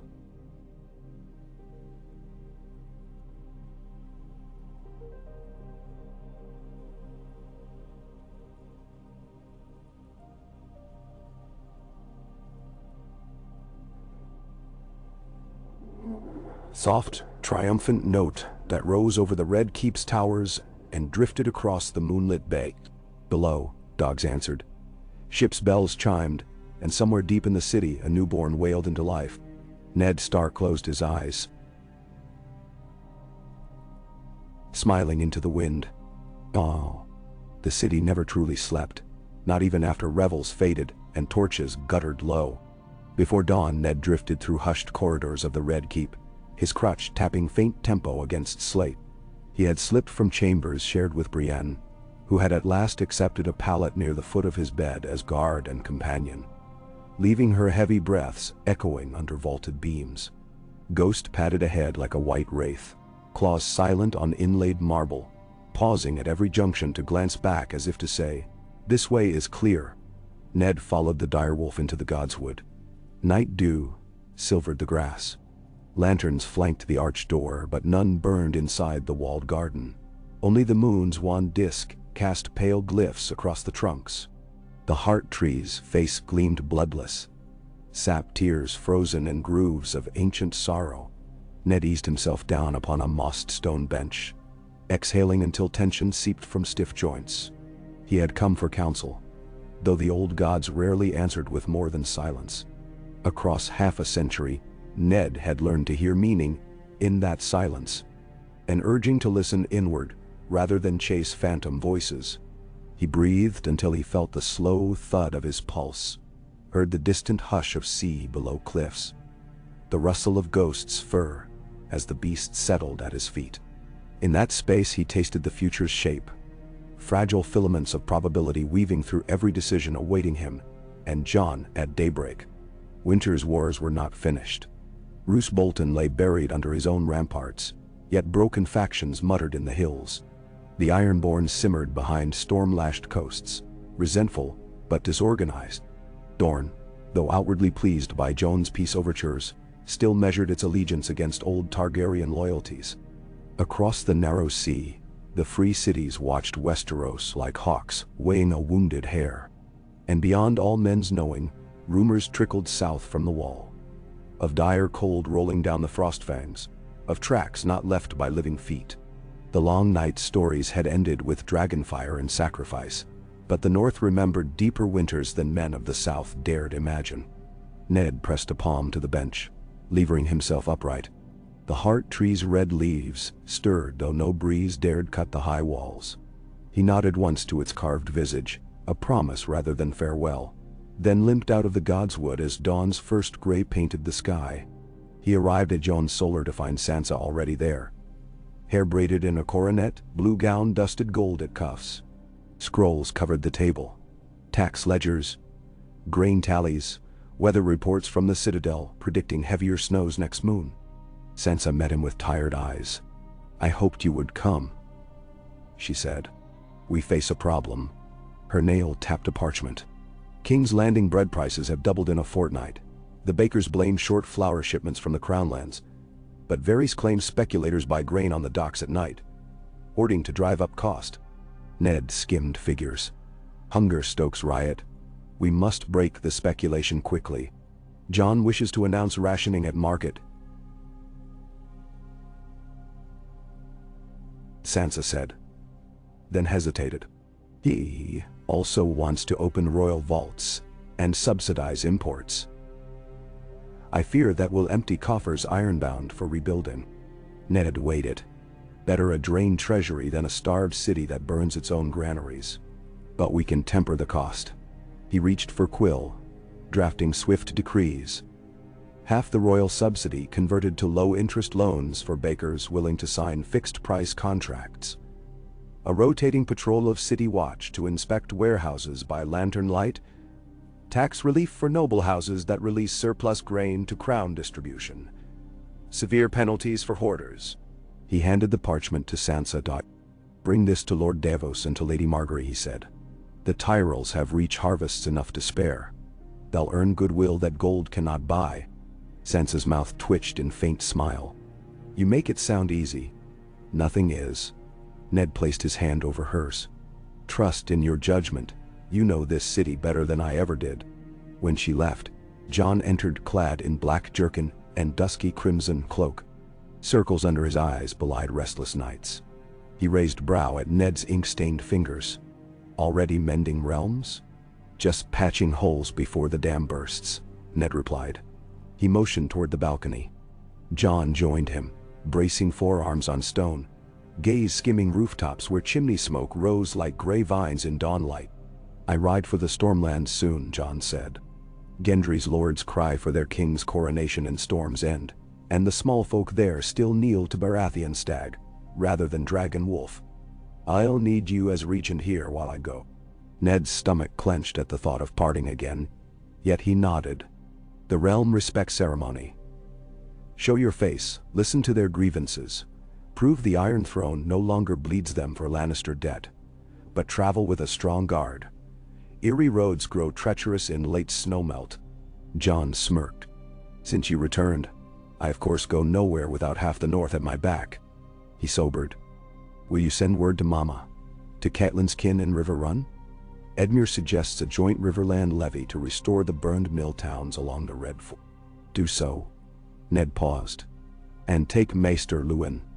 His counsel keeps your mercy tempered by reason. Jon inclined head. I will. He hesitated. Father, there's another matter. The High Septon demands a new trial for what remains of the Faith militant. He wants pardons, lands redistributed to Septs. Davos fears angering the High Sparrow's followers if we refuse. Ned rubbed his brow. We cannot resurrect the Faith militant. Too much blood. But we must restore trust with the Church. He considered. Offer penance. The Pardon Brothers may serve 5 years' labor rebuilding Septs destroyed in war, under watch of the city guard. After, they return to secular life with the king's peace. The High Septon must accept that as justice. Jon exhaled, relief mixing with uncertainty. You see paths I miss. Ned clapped his shoulder. You'll see them in time. Leadership is less vision than persistence. And so. Jon smiled ruefully, then excused himself to break fast with Tycho Nestoris and discuss loan restructure. An art Ned gladly allowed him to learn firsthand. Alone, Ned leaned on crutch, staring at the horizon where sun's rim peeled clouds pink. He felt the weight of seasons upon his bones, but also a restless spark he had not known since Robert's rebellion. The knowledge that despite darkness, dawn would come again, and he could still shape its light. A horn blew mid-morning. A courier galley from Bravos arrived in port, oars beating cadence as it glided under the Red Keep's shadow. Varys materialized in the council antechamber like a silent eel, bearing a sealed casket of ebony and pearl. A gift, he told Ned with sly tilt of bald head, sent by the Sea Lord to his grace, yet addressed jointly to you. Ned accepted the chest.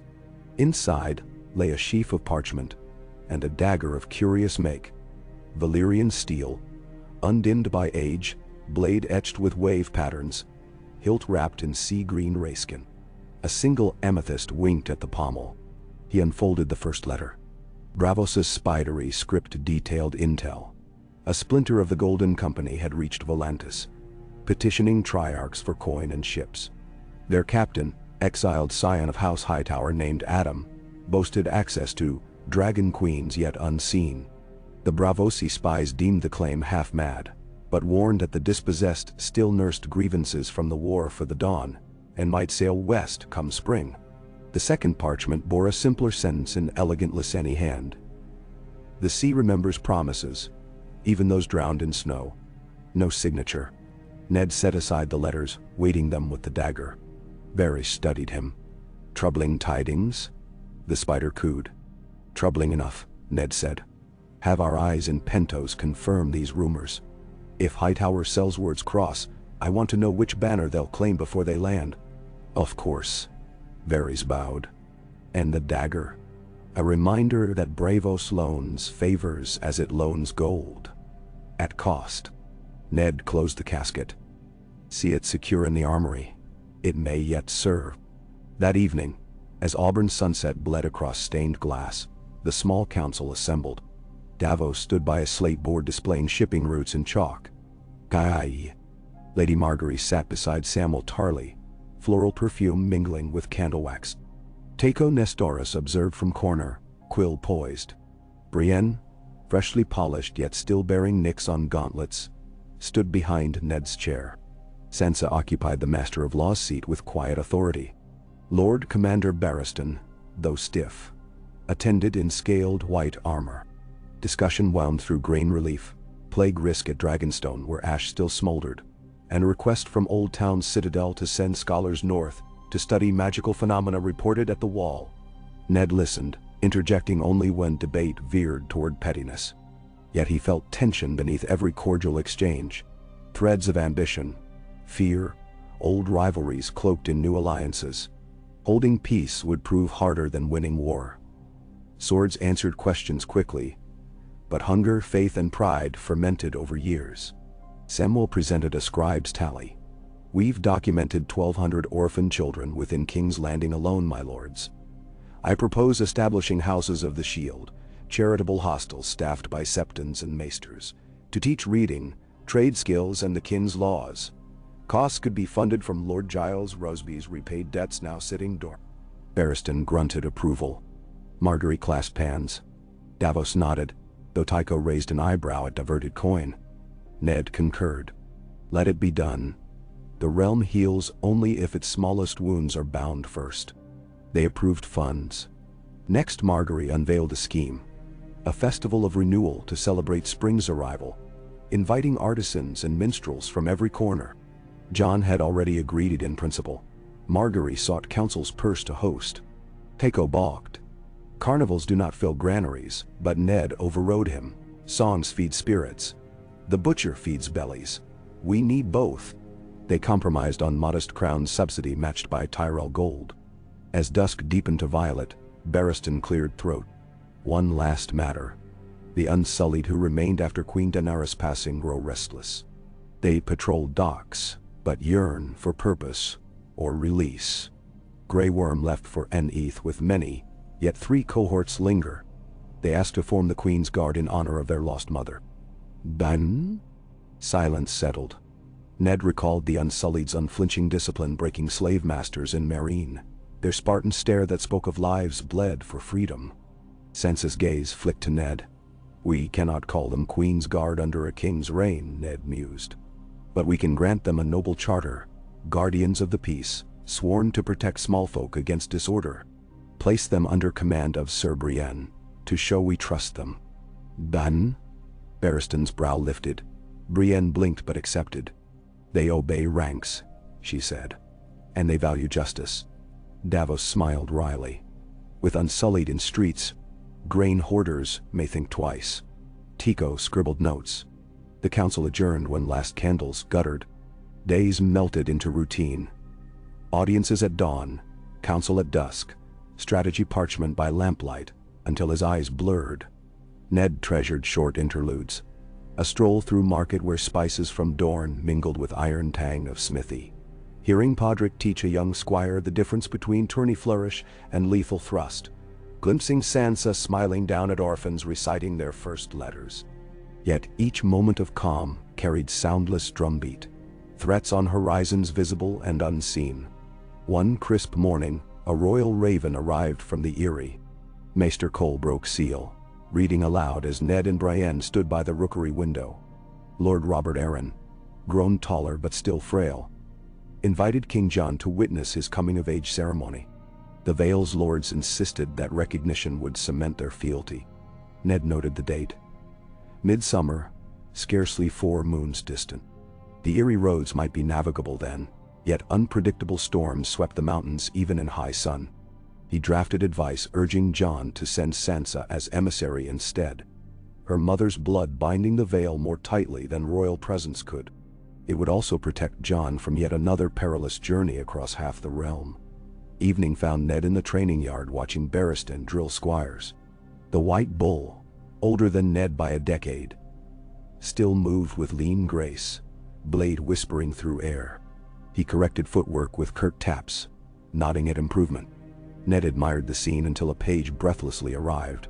A visitor waited in the small hall, refusing to yield name, but claiming rightful audience with Eddard Stark. Curiosity piqued, Ned limped through narrow staircases to the small hall. Shadows pooled under cross windows, torches sputtering low. Beside the chamber's center brazier stood a woman garbed in plain traveler's cloak riveted with patches, brown wool stained by dust of many roads. Hood, shaded features. At her feet lay a leather satchel. "Your guards say you are Lord Eddard Stark," she said, voice calm but hoarse. They did not lie. Ned studied her posture. Balanced weight, hidden blade bulge near boot. Ghost padded in, hackles half raised yet not hostile. The Darewolf circled, sniffed, then whined softly. The woman lowered hood. Auburn hair streaked with gray cascaded across her shoulders. Eyes too sharp, too old for youth, yet set in face Ned recognized as a mirror of Catelyn at 20. His crutch slipped. Brienne's hand shot out to steady him as shock hammered chest. "Arya," Ned breathed. She inclined head. "So I remain." Her smile flashed wry. "Though some name me Cat of the Canals, or Nymeria's child, or simply no one." He stepped forward. She met embrace stiffly at first, then pressed brow to his chest. Ned felt shoulders quiver, a heartbeat only, before she straightened. "I feared you dead," he whispered. "I was," she replied softly. "In part. I. But I have work yet, so death waits." She glanced at Brienne. "Her face I know." Brienne bowed awkwardly. "Lady Arya, your mother would rejoice." Arya's smile was bittersweet. "My mother would scold my attire." She turned to Ned. "Father, I return not for courts but to warn. Coins minted in Bravos bear twin-faced wolf and dragon. They purchase silence of men who once served House Stark. Someone weaves ruse that another Targaryen lives, a queen raised in secret among faceless men. It is lie, but lies sharpen knives quicker than truth." Ned's mind leapt to Bravosi letters. "The Golden Company's talk of hidden queens," he murmured. "Do you know the puppeteer? Names shift faces." Arya shrugged. "The spider may guess. I merely bring scent." She nudged satchel forward. "Proof enough for a council." Ned opened bag. Mask of supple leather, crafted to resemble Daenerys Targaryen's visage, silver wig braided, small flask of glimmering powder. He recognized faceless mencraft, alchemy to cast illusions in torchlight. He swallowed. "We must show this to John," Brienne said. "Not yet," Ned countered. "First we study who ordered it." He turned to Arya. "Will you stay?" She eyed moonlit window. "A short while. Too many spirits cling to these walls." She touched his wrist. "But I will stand in shadows where needed." Emotion tangled his throat. "Your sister." "I saw Sansa crossing the courtyard," Arya said. "She walks like mother now. I will greet her later. For the moment, we have secrets to hunt." Ned ushered them to a lesser council chamber, summoning Varys, Samwell, and Maester Cole. Candlelight flickered across the replica mask as Arya recounted trails leading from Bravos through Tyrosh to Gulltown, where unscrupulous mummers rehearsed scenes of dragon mercy and northern perfidy. Varys listened, fingers steepled, expression unreadable. "I confess surprise, my lady," he murmured. "But your story fits strands, my little bird's whisper. A faction of cell sales calls themselves the Dawnbreakers, promising a queen to end winter's yoke. Their songs travel faster than ravens." Samwell shuddered. "Hope is potent weapon," Ned considered. We cut supply of songs. Expose the trick. When lies taste of ash, men spit them out. He lifted mask. We schedule public inquest. Show this to guilds of mummers, septons, common folk. Reveal how a dragon heroine can be forged from cowhide and dye. Arya's brow arched. A play to unmask a play. Exactly. Ned steeled himself. And you will write script, daughter. None know stagecraft of deception better. We'll host performance during Margaery's Festival of Renewal, a fitting centerpiece. Her grin emerged, feral but delighted. I should like that. Planning consumed next hours. Samwell drafted pamphlets explaining illusions. Varys set spies on Dawnbreaker infiltrators. Arya slipped into city alleys searching for cosseted rumor-mongers. Brienne marshaled Unsullied to guard the festival sphere. Ned oversaw logistics, though exhaustion gnawed. 2 nights later, he lay in bed as pale dawn seeped through shutters. Brienne had drifted to sleep in chair by hearth, armor half removed. Ned stared at rafters, counting heartbeats. For each beat he traced a memory. Bran's joyous whoop sliding down Winterfell roofs. Jon's quiet grin the first time he called Ned father without hesitation. Arya brandishing needle. Sansa's laughter spinning in autumn leaves. Robb lifting Grey Wind top high. Rickon chasing Shagadog into kennels. Each recollection, a star pinned against grief's black sky. He closed eyes, breathing steadier. The Festival of Renewal dawned bright as burnished copper. Banners whipped from towers. Striped stalls lined cobblestones, garlands of early spring blossoms strung between pillars. Song drifted everywhere. Dornish flutes, ironborn drums repurposed for merriment, Reacher harps. Unsullied, clad in ceremonial white rather than gray, patrolled intersections with staves. Small folk flocked, pockets jangling with Tyrell copper tokens redeemable for sweet buns or candied lemon peel. At midday, the grand stage erected on Visenia's Hill filled with performers. Margaery Tyrell, resplendent in rose-pink silk, introduced A Tale of Ash and Snow, credited to anonymous Northwoman. Lords and urchins alike crammed vantage points. Ned sat side dais, Jon at his side, crown gleaming subtle steel. Ghost lay sphinx-like at their feet. The play began with costumed herald proclaiming end of long night. Then emerged a silver queen in flowing pale wig. Clear homage to Daenerys. She spoke of freeing cities, yet each promise fractured into grim comedic reveal. Stagehands swapped her banners, revealing coin purses exchanging hands. Illusions flickered under lantern trick to show mask glimpses. A faceless one narrated how cunning syndicates forged her legend to stir war anew. The crowd gasped at reveals, then roared laughter when mummers intentionally botched flame pots. When final mask fell, the Silver Queen was revealed as an ordinary fishmonger's daughter.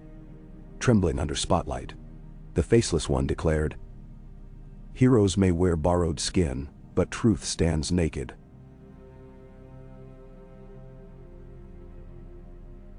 Seek the heart beneath, not the tale they peddle. Applause thundered. Jon rose, addressing assembly, reaffirming his Aunt Daenerys' real sacrifice, condemning false claimants, pledging justice for any who sell rebellion on counterfeit dreams.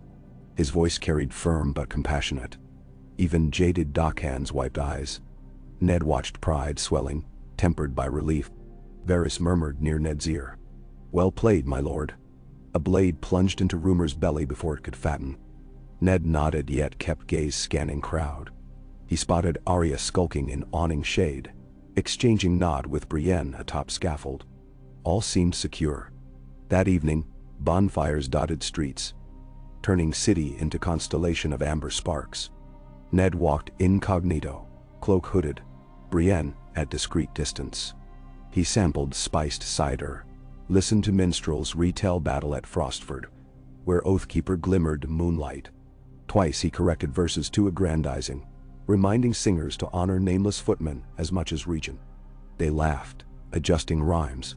Near River Row, he found small stage where orphans enacted story of Brown Ben Plum, and the hungry dragon. Children shrieked delight when makeshift dragon puppet snapped cloth jaws. Ned sat cross-legged among them, laughing until tears pricked. One girl climbed his knee to better view. She smelled of smoke and sugar. He steadied her, heart aching with memory of young Arya perched on similar lap. Mid-celebration,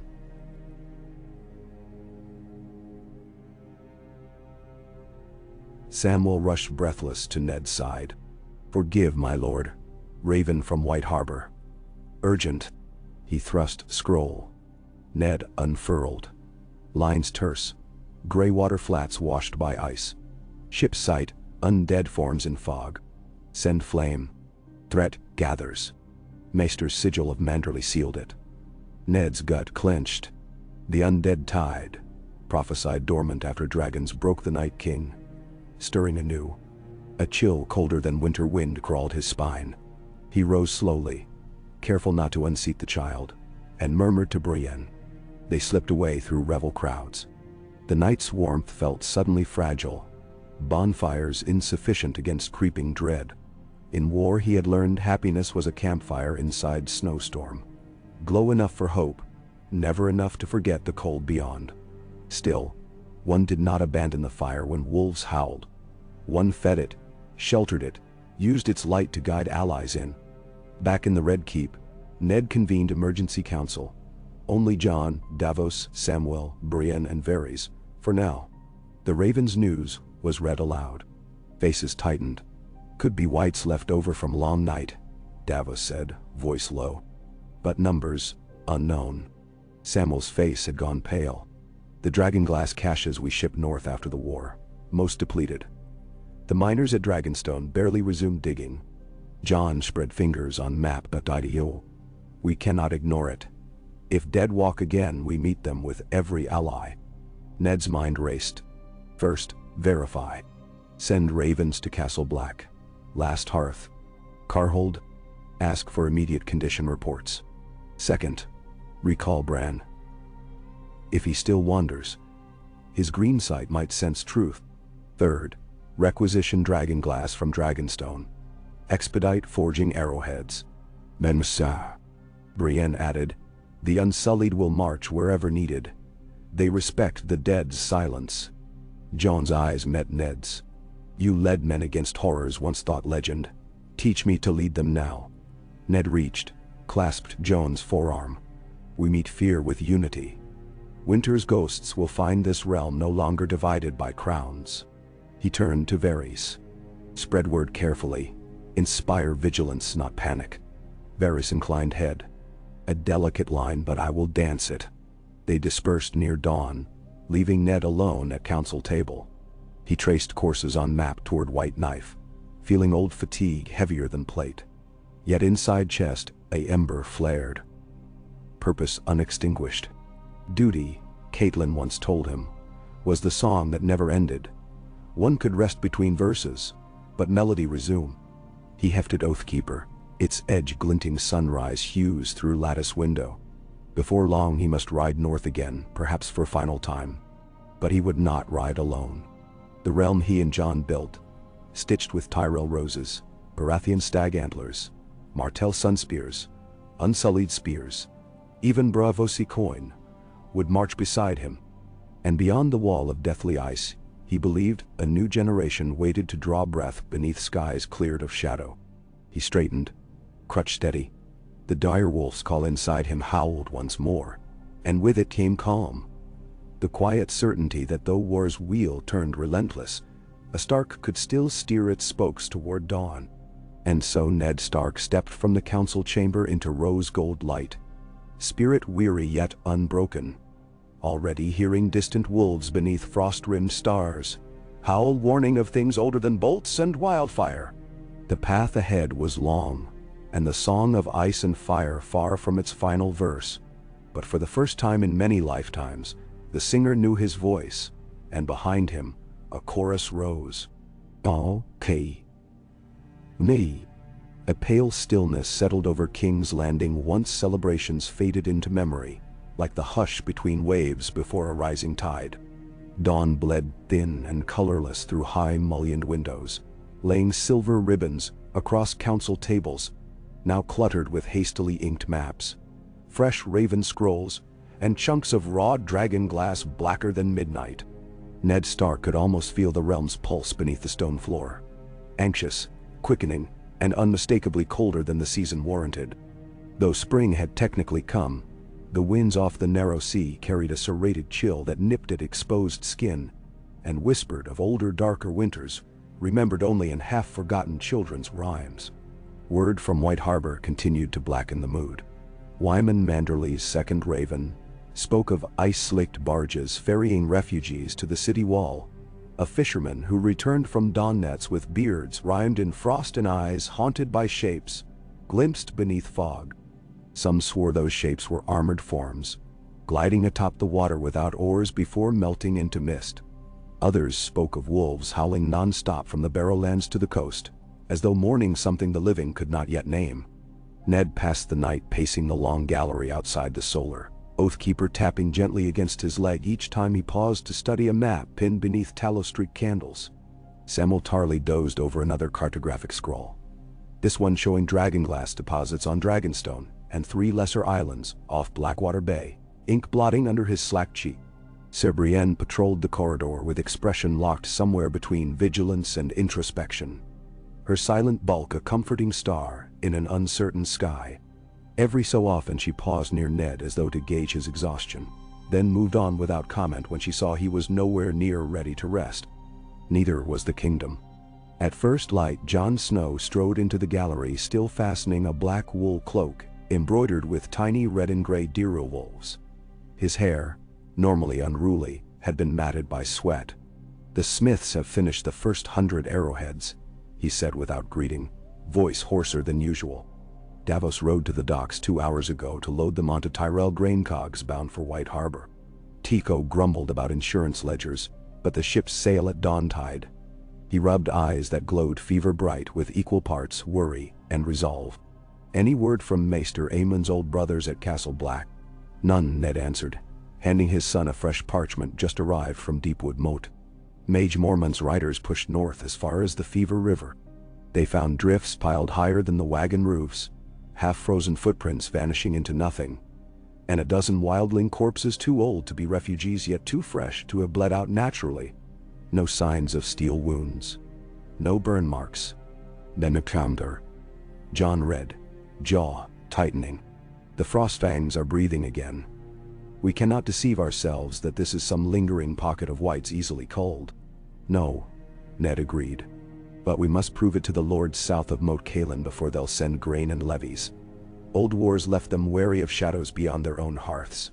He reached to steady a taper flickering against drafts.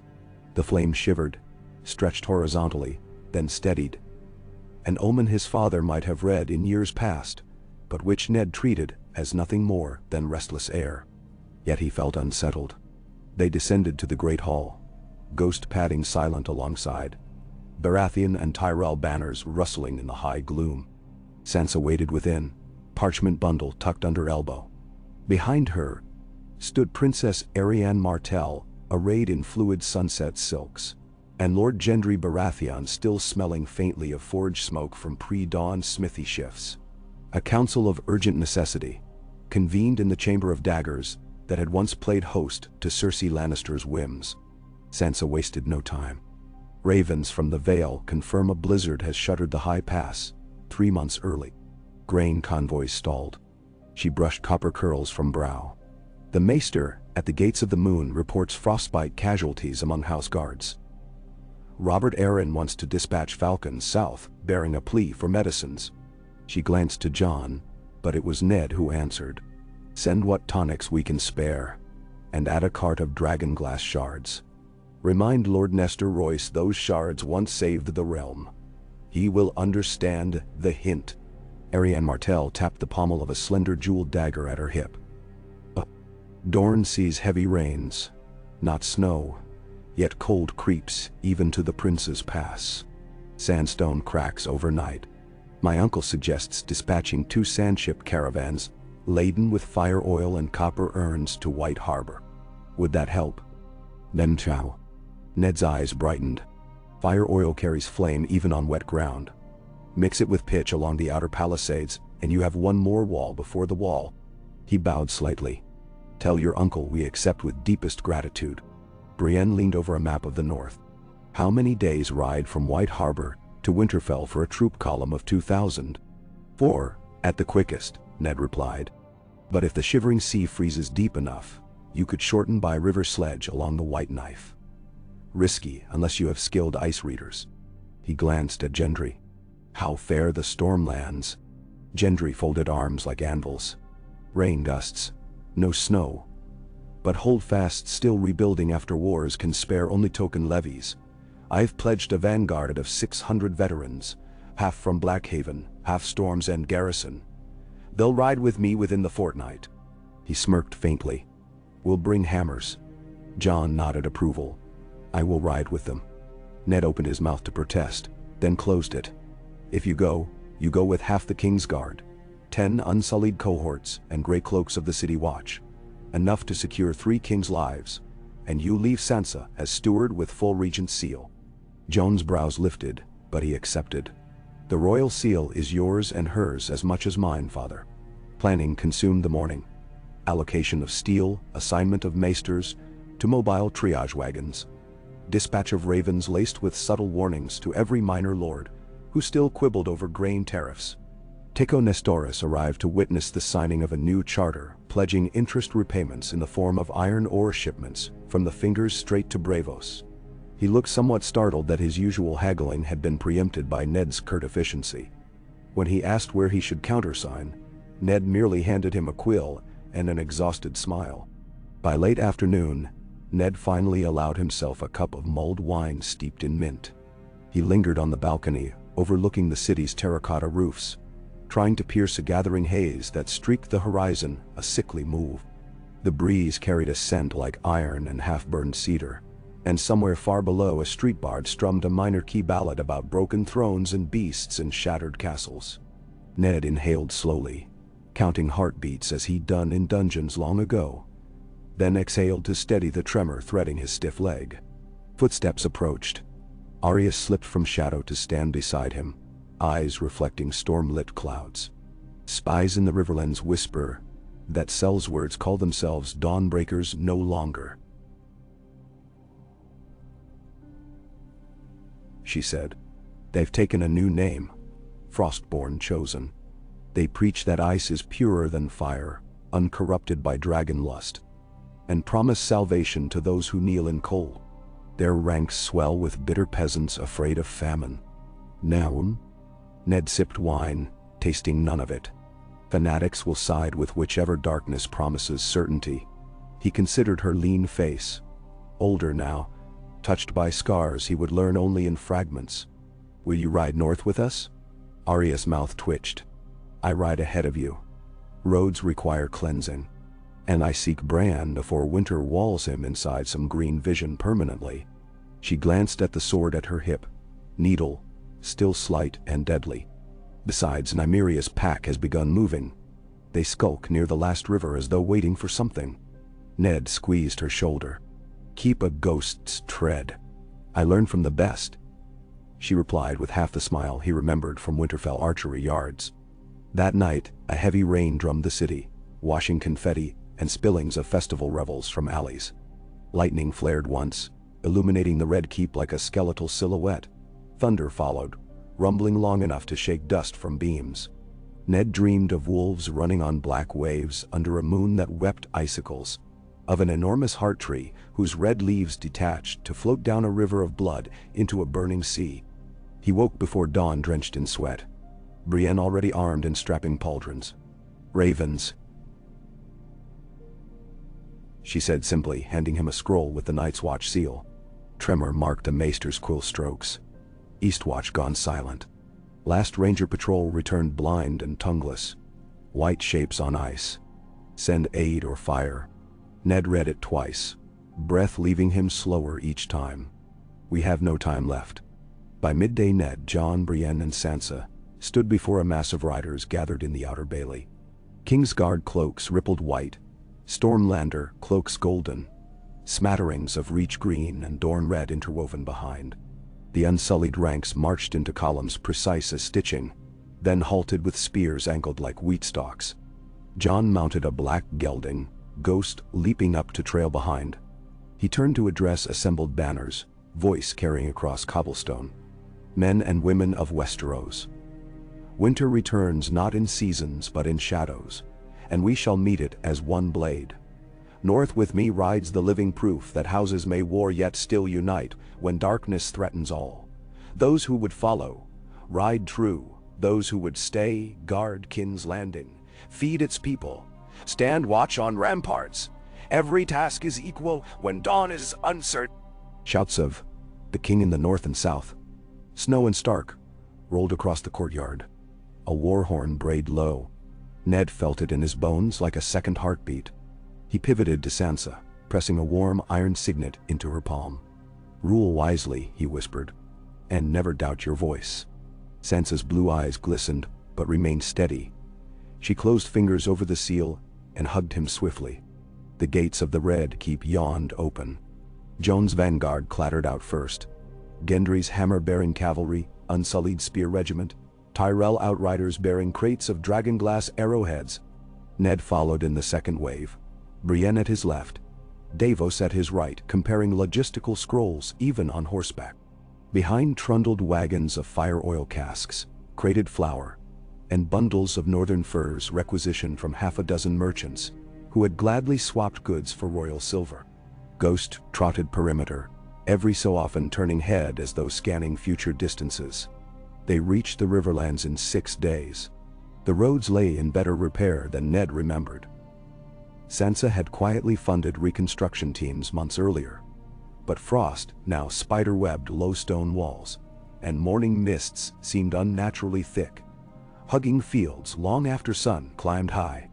Refugees drifted along ditches, eyes flitting to dragonglass weapons with mingled fear and hope.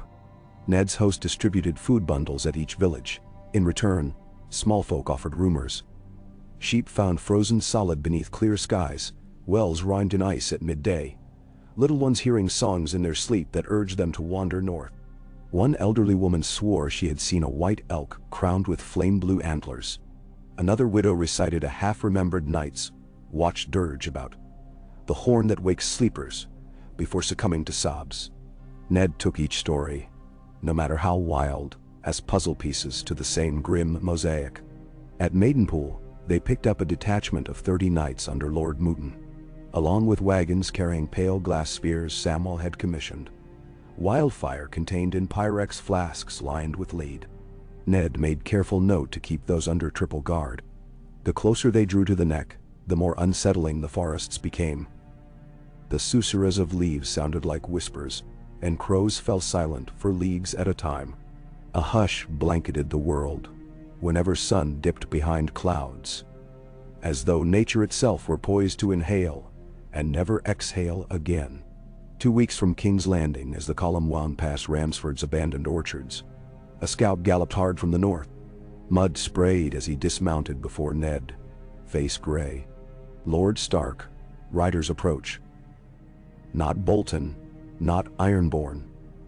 Wolves, hundreds. Ned's heart hammered. Wild wolves? Deer wolves, m'lord. Big as horses. They paced parallel in forest shadow, not attacking, just escorting. Arya's doing, Ned realized. Or maybe Nymeria's. He ordered no bows drawn.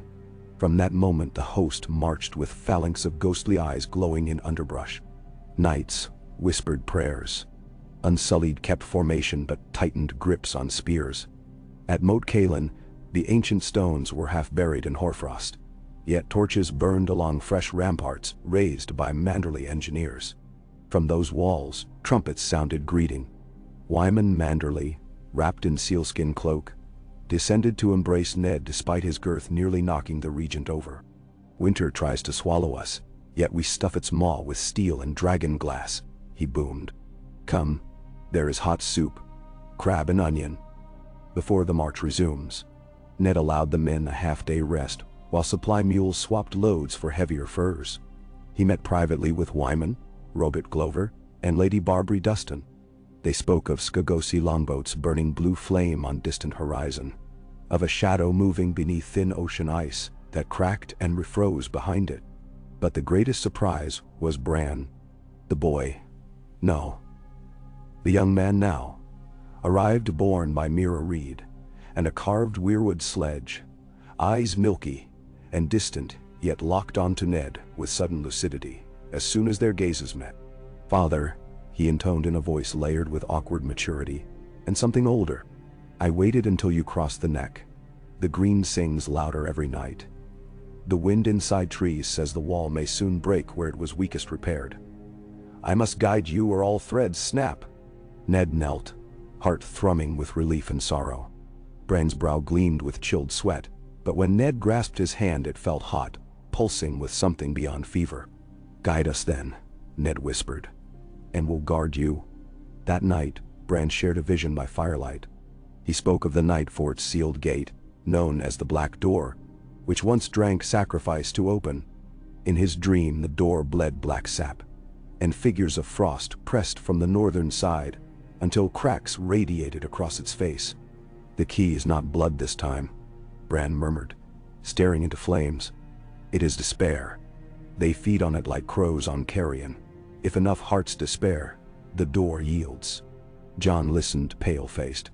Then every rumor of hopelessness, every whisper of false ice purity, weakens that lock. "Precisely," Bran said. "Stories matter." Davos tapped, "Map." .e. "So we craft hope as fiercely as we craft spears. Festivals, songs, warm bread. The battle starts there." Ned smiled grimly at the Onion Knight's simplicity. "Then let no village go without our hearth fire." They marched at dawn, Bran's sledge strung between two shaggy northern destriers, flanked by manderly shields. Deerwolves continued their silent escort. The wolves parted at last hearth, letting the army pass like river current cutting an island. By then the cold had grown so intense breaths froze in armor crevices, bits of dragonglass cracked if left unsheathed too long. In the sky the sun crept behind gauzy veils of high, immobile cloud, tinting daylight an eerie pewter. Deep snow forced them to abandon most wagons at Carhold, transferring goods to sledges and hardy Skagosi ponies. They lost 3 soldiers to frostbite complications, despite Maester vigilance. Everyone slept in triple shifts, rotating near central fire pits, as Unsullied kept sap trenches from icing solid. 10 leagues south of the wall, they met the first true white attack at twilight. It came not as charge, but as weird hush. Wolves bristled in treeline, then withdrew. The wind died. Snowfall ceased mid-air, flakes hanging like motes before drifting straight down again. Brienne's helm visor iced over. Then shapes emerged, silent and white, armored in rime-coated mail, eye sockets glowing faint azure. They strode with methodical purpose through thigh-deep drifts, weapons crusted in frost. 20, 30, 50. No horns, no roar. Ned had studied Jon's tales from the long night, had sparred against dummies wearing ice shards to simulate white strikes, yet nothing prepared him for their unnatural speed once close. A single gesture from some unseen commander, and the first rank sprinted, snow kicking like shrapnel. Unsullied shields locked, Tyrell pikes thrust, and dragonglass arrowheads whistled from archers perched on sledges. Where obsidian struck, whites shattered into chalky fragments that steamed before dissolving entirely. Where steel met frost, blades chipped uselessly. Brienne led a counterpush. Widow's wail rhymed in dragonglass dust Ned had personally coated onto the edge hours earlier. Each cut felled an enemy. She moved like hardened tempest, eyes set, teeth clenched. Gendry smashed 2 whites at once with a dragonglass-studded hammer, cursing every step. Davos, never the best swordsman, kept near the archers ferrying extra arrows. Ned fought with Oathkeeper burning violet reflections under starlight, hacking at limbs until the sword bit that pale glassy skin and exploded foes in puffs of frost. Yet they kept coming, thin file after thin file. When Ned risked glance uphill, he saw Bran's sledge surrounded by wolves thicker than city hounds.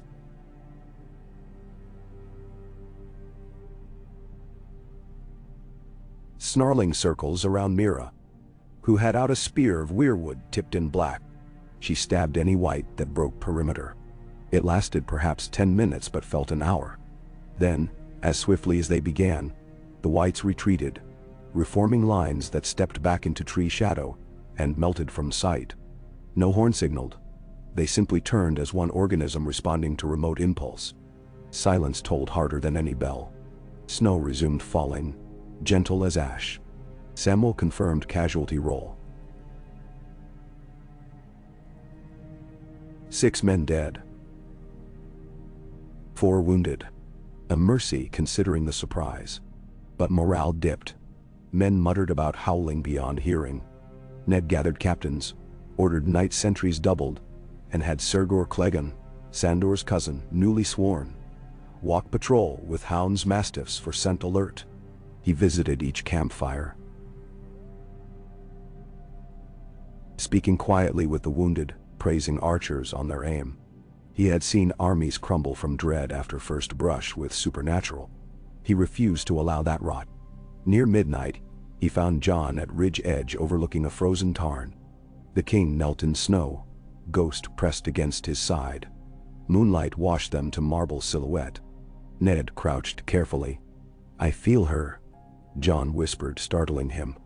Daenerys, or the memory of her. Like embers under snow, she would have flown above us now, turning ice to steam. Ned laid gloved hand on his shoulder. "You carry her fire. Channel it." John rubbed Ghost's fur. "Fire alone will not win. Bran says door breaks by despair. We need more than weapons. We need songs men will die smiling for. How do we kindle joy in this?"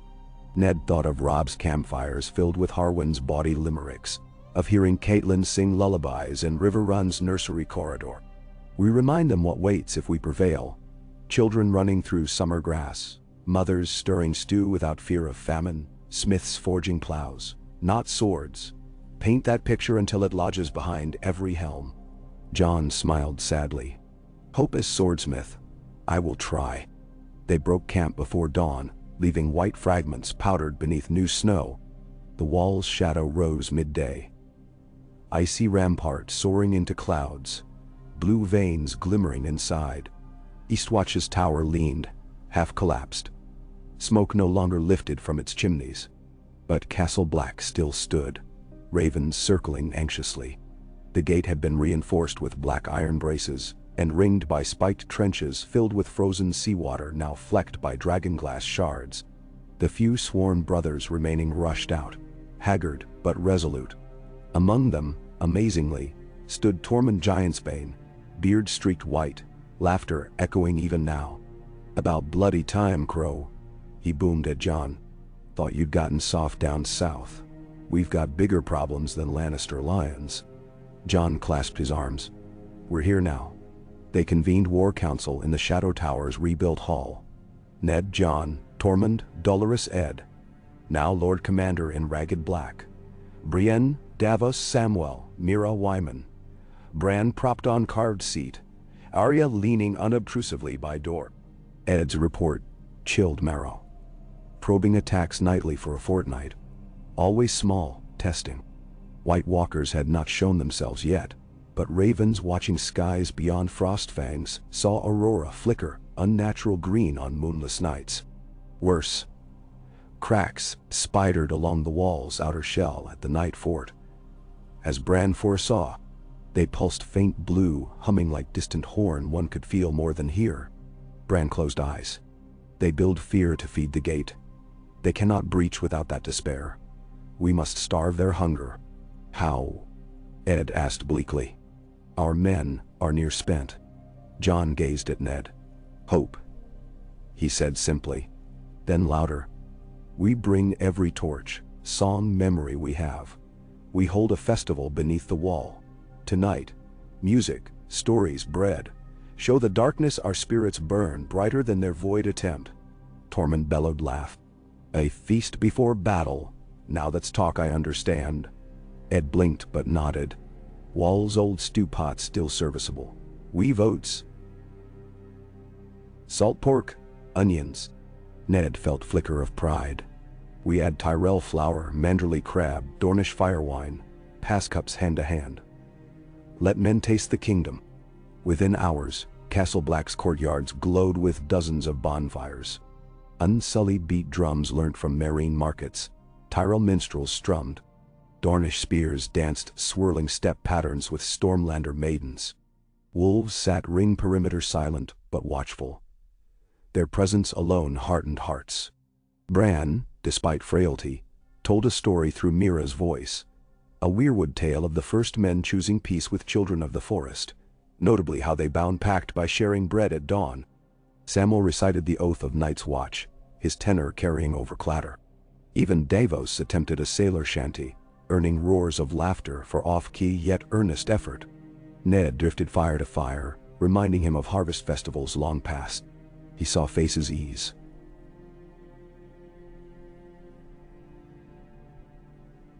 Shoulders relaxed. Despair starved, at least for a night. Hours before dawn, Bran's head jerked. Eyes clouded fully white. Silence fell as he spoke in voice not his own. Windy, layered. They come, but door stays barred.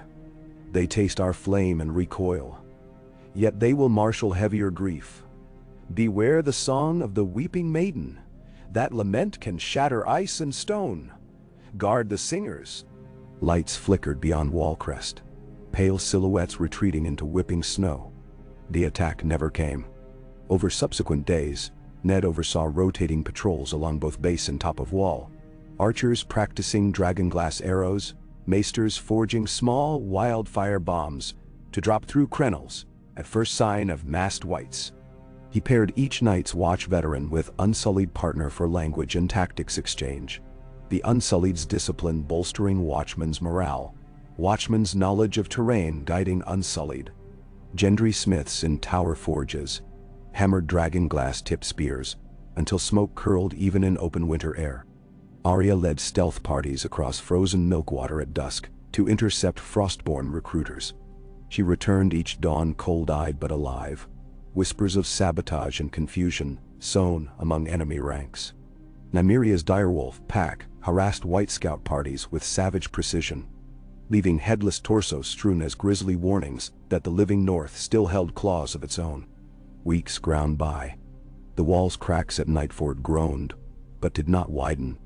Each time despair threatened, feast fires rekindled. Songs rose. A new ballad emerged, The Hammer and the Rose, telling of Stormland's smith and Reach maiden forging hope with steel and petals. It spread faster than fear, sung by soldiers as they cleaned armor. Yet the enemy adapted. On the eve of first full moon after Ned's arrival, freezing fog crawled south around the eastern cliff, burying lantern glow in cotton shadows. Screams erupted near Eastwatch ruins.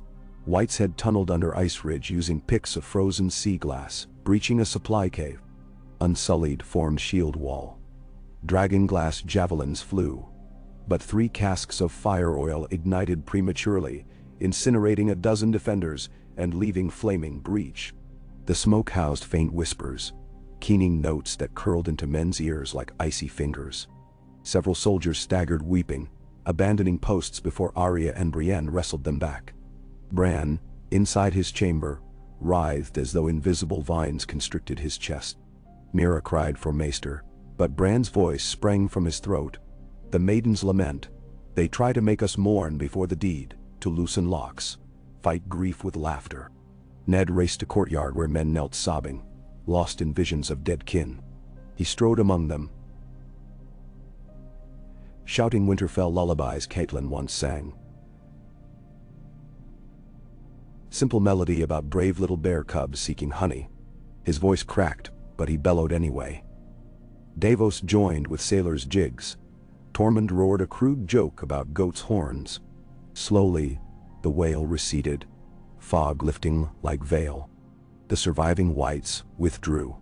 After, Ned stood over snow-suited corpses of both sides, muscles trembling less from exertion than from near brush with despair's poisoned blade. He held counsel at dawn. The enemy wields grief. We will wield remembrance, but joy-tainted, not sorrow-tainted. He ordered musicians to practice dawn chorales, bakers to rise early and spread scent of cinnamon breads, ravens daily to all camps containing news of small victories. John observed quietly, then said, "We fight them with living." The days lengthened but grew no warmer. One morning, Bran summoned John and Ned alone. The lock weakens not from outside force but from cracks inside hearts. Yet there's a keystone we can shatter. He unrolled deerskin map showing Mammoth Skull symbol halfway up Frostfang foothills, the Weeping Caves, ancient site where children once forged ice to stone. There the walkers keep a shard of the heart of winter, feeding door by sending sorrow south on cold streams. Destroy that, the door mends. But you must go unseen, carry fire oil and dragon glass, and a song to drown their lament. Ned eyed the route. Treacherous ravines, avalanche-laden slopes, white patrols. A small party then, he said slowly. No more than 10. Wolves for stealth, fire for task. John volunteered instantly. So did Arya, Mira, Tormund, and Brienne. Ned considered leaving command with Wyman but chose Davos for his calm improvisation. Ghost would guide, Nymeria's pack would harry flanks. Bran would warg through ravens to monitor. On the third night of the new moon, disguised by heavy blizzard, the party slipped through gate at Shadow Tower. Skis greased with animal fat for silent travel across wind-packed crust. Deerwolves padded ahead, spectral against swirling snow. Ned felt both young again and ancient. Every step a memory of earlier marches, against Rhaegar at the Trident, against Whites at Hardhome. He kept Oathkeeper sheathed to avoid glint. 2 days in, they skirted a frozen waterfall spouting mist like powdered glass. White patrol nearly discovered them. Arya murmured word and wolves triggered ice shelf collapse, burying enemies. Mira scouted narrow causeway bridging chasm of black ice. Dragon's Grin, locals called it. One misstep meant plunge into void. They reached the Weeping Caves on fourth dusk, a jagged maw exhaling frosted breath. The lament poured out. Soft, feminine, impossibly sad. Ned's knees buckled. Visions flickered. Catelyn reaching through cold water, Robb on blood-soaked dais, small Rickon laughing then fading away. He clenched teeth until jaw creaked. Brienne pressed Widow's whale pommel to her forehead, whispering serenity prayers. Jon's hand found Ned's. Together they hummed refrain of Hammer and Rose. The tune cut through fog, notes bright. Arya took it up, voice low but firm. Tormund added a profane verse, turning sorrow into bawdy jest. They laughed raggedly and stepped inside. The cavern erupted with blue phosphorescence, crystalline ice veins pulsing around stalactites. In the center stood an altar of condensed frost, atop it a shard resembling black diamond, veins of swirling winter swirling within. 4 white walkers encircled the altar, blades of ice drawn. Their eyes burned like twin moons. Battle ignited quick as flint spark. Jon met the nearest walker head-on, Longclaw's Valyrian edge screeching against crystal sword. Sparks of hoarfrost scattered. Arya danced behind second walker, needle flashing to hamstring before burying dragonglass dagger into small of back. It shattered with tinkling sigh like broken chandelier. Tormund grappled third.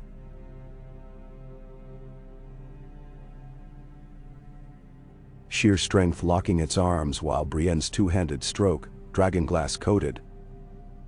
Severed torso, releasing cascade of ice dust. The fourth walker advanced on Ned guarding the altar. It thrust spear as thin as moonbeam. Ned parried with Oathkeeper. Leg screaming from old wound. Weight of strike numbed arm to elbow. But he riposted, pivoted, drove point into walker's neck. The creature shrieked and burst. Mira dashed to altar, lit fuse on clay jar packed with fire oil and shavings of obsidian. Bran's voice filled Ned's mind.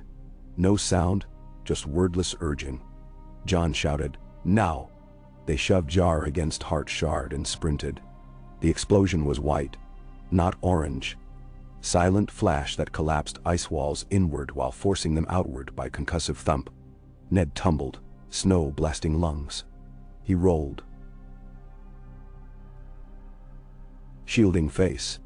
When roar faded, the altar cavity was empty, save for puddle of steaming water seeping into floor cracks. The lament ceased. Utter silence reigned. But the mountain rumbled. Roof fissured.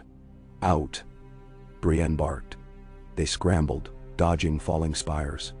At exit, avalanche roared behind. They flung selves clear as wall of powder and ice thundered past, burying entrance forever. They skied all night, guided by moon peeking through ripped clouds, wolves howling triumph above ridgeline. At dawn they saw the wall in distance, a jagged gray-blue scar, unchanged, yet somehow quieter. Ned sensed it. A hush, absent dread. The lock held. Back at Castle Black, ravens reported the cracks at Nightfort, sealing with surge of refrozen ice. Blue glow extinguished. White attacks ceased that night. Scouts ventured half a mile north next morning. No enemy forms troubled snowfields. A vast emptiness remained, echoing with wind alone. In Council Hall, weary yet exultant, Jon clasped Ned's forearms. "You undid Winter's throat." "We all," Ned corrected, nodding to every face. Arya, her smile fierce, Brienne bruised but bright, Tormund boasting already, Mira quiet, exhaustion etched. Samwell teary, ghost licking bloody fur. Nymeria atop parapet howling to dawn. Bran smiling a smile both child and ancient. They buried fallen under Hearttree, inside New Godswood. Samwell had started planting. Saplings from south, delivered by Tyrell wagons. Snowflakes drifted gentle upon grave mounds. No longer knives but kisses. Weeks later, as armies dispersed home to sow spring fields, Ned stood atop wall with Jon watching sunrise smear gold across endless white plain. Fox tracks crisscrossed valley. Distant mammoth skeleton jutted half-buried, peaceful relic. The king's cloak whipped, crown left indoors. Jon said softly, "Will it return again? Another shard? Another door?" "Evil always finds cracks," Ned answered. "Our duty is to mend faster than it can widen." He rested hand on Oathkeeper's hilt. "And to remember the songs that keep hearts whole." Jon nodded, sunlight reflecting in gray eyes once haunted, now bright. "When we ride south, we ride with music." Ned smiled. "And with bakers." He listened to wind whisper through crenellations, carrying faint, distant echoes of children's laughter from newly rebuilt courtyard below. The sound wrapped his chest in warmth. He thought of Catelyn then, of her promise that duty bound by love could heal any rift. He had seen kingdoms fracture over pride, yet knit again by joy. He had learned grief could open gates to darkness, but also forge men whose compassion stood taller than walls. He had watched a realm of scattered banners gather under one ragged wolf-dragon standard, and choose hope, not because it was easy, but because despair devoured faster. Below, the night's blue shadows fled, replaced by rose-tinged light. Far off, wolves sang. To greet morning, to hail life, to warn whatever shadows slunk beyond horizon that living people here would meet them together. Ned Stark closed his eyes, inhaled air crisp with pine and promise, and allowed himself, at last, to believe the song of ice and fire might find harmony after all. Wa, Kamdi. Einu. A lark's song fluttered across the pale dawn, delicate as spider silk and wholly out of place atop the wall's ancient battlements. Ned Stark stood with one mittened hand cupped around the tiny brown bird, coaxing warmth into its trembling body. It must have strayed north of its usual range, buffeted by unseasonable winds that still blew like ragged breaths from the far side of the ice. Ghosts sat nearby with rare patience, ears twitching each time the lark peeped. A few weeks earlier, such a small creature would have frozen mid-flight, but subtle changes rippled through the air since the weeping caves shattered. The bite of the wind felt less murderous. The sky carried a faint undertint of violet at sunrise instead of iron gray. Life, like this lark, sensed the difference and pushed northward step by faltering step. Ned opened his hands. The bird perched on his thumb, blinked once, then sprang skyward in a blur of beating wings. He watched it vanish south over the crenellations, feeling a tug of irrational hope, the kind he had trained himself to distrust during decades, in which every brighter dawn seemed quick to darken. But hope persisted. The cracks in the night fort section of the wall had stayed sealed, and no new white patrols ventured within a day's ride. For the first time in living memory, the Night's Watch carried out ranging for game, rather than enemy sign, and returned with hares, ptarmigan, and caribou. Meat stewed alongside Tyrol barley in vast cauldrons that had once simmered only stringy crow fare. After the bird was gone, Ned leaned both forearms on frosted stone. Down in the courtyard, John oversaw sparring between mixed patrols. A ring of black-cloaked brothers, unsullied in white tabards, Stormlander men-at-arms with stag sigils, and even a trio of Dornish spearwives. They took turns drilling a new maneuver Samwell had helped devise. A rotating shield formation meant to concentrate dragonglass pikes at one quadrant before spinning mouths of overlapping shields to create an impenetrable cone. It made Ned think of a giant flower opening and closing. Petals of bronze and boiled leather. Each time they completed a flawless rotation, John barked praise, and the courtyard erupted in cheers. The sound warmed Ned more than the mink-lined cloak he wore. Triumph forged through cooperation rather than conquest. Footsteps crunched behind him. Brienne joined, visor up, cheeks chapped pink. Maester Garrick says the plague pox in Eastwatch's lower ward has subsided, she reported. He credits Marguerite Tyrell's rose oil salve. Apparently Dornish firewine works as disinfectant if you can spare the vintage. She allowed herself a faint grin at that. Never thought I'd see men dousing wounds with something that costs more per cask than a warhorse. Better to spill wine on the skin than blood, Ned replied. He clapped her shoulder. How fare the Unsullied under your command? Impatient, she admitted. They respect the quiet, but many ask when they may sail for Astapor to free distant kin. Grey Worm's letters reach them monthly. He claims ships can be found in Volantis if coin is supplied. She hesitated. Coin we do not yet have. We will, Ned said. Once the planting resumes and southern harvests ship grain north profitably, treasury coffers will fill. Then justice needn't stop at our shores. Brienne gave curt nod and departed to resume drills. Ned lingered, eyes tracing the horizon where the shadow of the Frostfangs etched blue, jagged teeth. Somewhere beyond those peaks lay the corpse of the Heart of Winter, crumbled to steam. He exhaled and felt the breath swirl upward like that steam, dissipating harmlessly into morning light. Below, the gateyard bustled with preparations for departure. Horse lines being watered, sledges loaded with sealed message satchels, and wagons stacked with bundles of dragonglass arrow shafts, bound for outlying keeps. John planned to ride south that afternoon, escorting both Bran and a small retinue of Night's Watch recruits visiting their families for first furlough, a tradition the Watch once allowed centuries ago, revived now to strengthen ties between Black brothers and the realm they defended. John wanted Bran's voice in moots at Winterfell and White Harbor, where the lords would convene to renew vows of loyalty under a newly amended Charter of the North, penned by Sansa and ratified 2 moons past. Ned would accompany as far as Winterfell, then ride east to the coast to inspect Manderley shipyards retrofitting cogs for defense and trade. But before any of that, they awaited a final council with Maester Alleries of the Citadel. The old man had ridden hard from Deepwood with a carved cedar chest, said to contain relics uncovered at Hardhome's ice-choked docks. A relic that might change how maesters understood ancient magic, and thus how the realm defended against it. Ned doubted relics could matter more than prepared minds and steady hearts, yet he would not ignore knowledge. He straightened, exhaled, and made his way down the tower steps. Every turning corridor carried scents of pitch torches and stew. Distant laughter echoed off rough-hewn timbers. He passed storage rooms once stuffed with broken swords, now repurposed for knitters mending wool socks from Dornish fleece, and a library alcove where Samwell had begun copying manuscripts about Children First Men treaties, so each northern holdfast could display its own parchment of peace. Sam dozed at a desk, drool staining margin. Ned draped a blanket over his shoulders, exchanging a fond thought for Jon's gentle friend, then continued. The strategy chamber off the old King Commander's keep stood warmer than usual, Tormund's doing. The wildling had shoved 2 braziers together and filled them with pine logs. Ned entered to find Tormund, Davos, and Princess Arianne clustered around a crude relief map.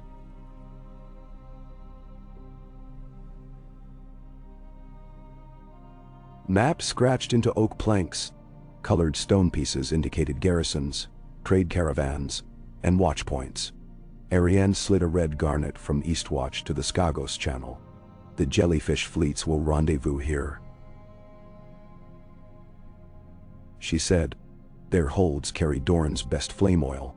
But the prince asks, can the North spare iron and timber in return? Our storms last season felled many orchards. New hulls are needed. Bell. Ned assessed inventory lists inked by Wyman. White Harbor has cedar and pine enough. I will dispatch barges south with surplus the moment the river breakup finishes. He traced a finger along the Mother's Tear Inlet. Tell your prince the North remembers Dornish friendship in this hour. Ariane inclined her head, expression unreadable but respectful. Davos rubbed his beard. And the Red Wine Fleet? He asked. The Arbor revives trade, Ariane said. But their admiral remains cautious after years of piracies. He requests guarantee that the northern seas are not haunted. Then, Tormund barked a laugh. Haunted waters? I sailed those as a lad. Only thing haunts is hunger and the occasional lonely walrus. He sobered, meeting Ned's eyes. Yet we must patrol. Free folk longboats join Manderley galleys. I lead them. Your knowledge of currents will prove invaluable, Ned agreed. Coordinate with Davos. They dispersed when a horn sounded thrice.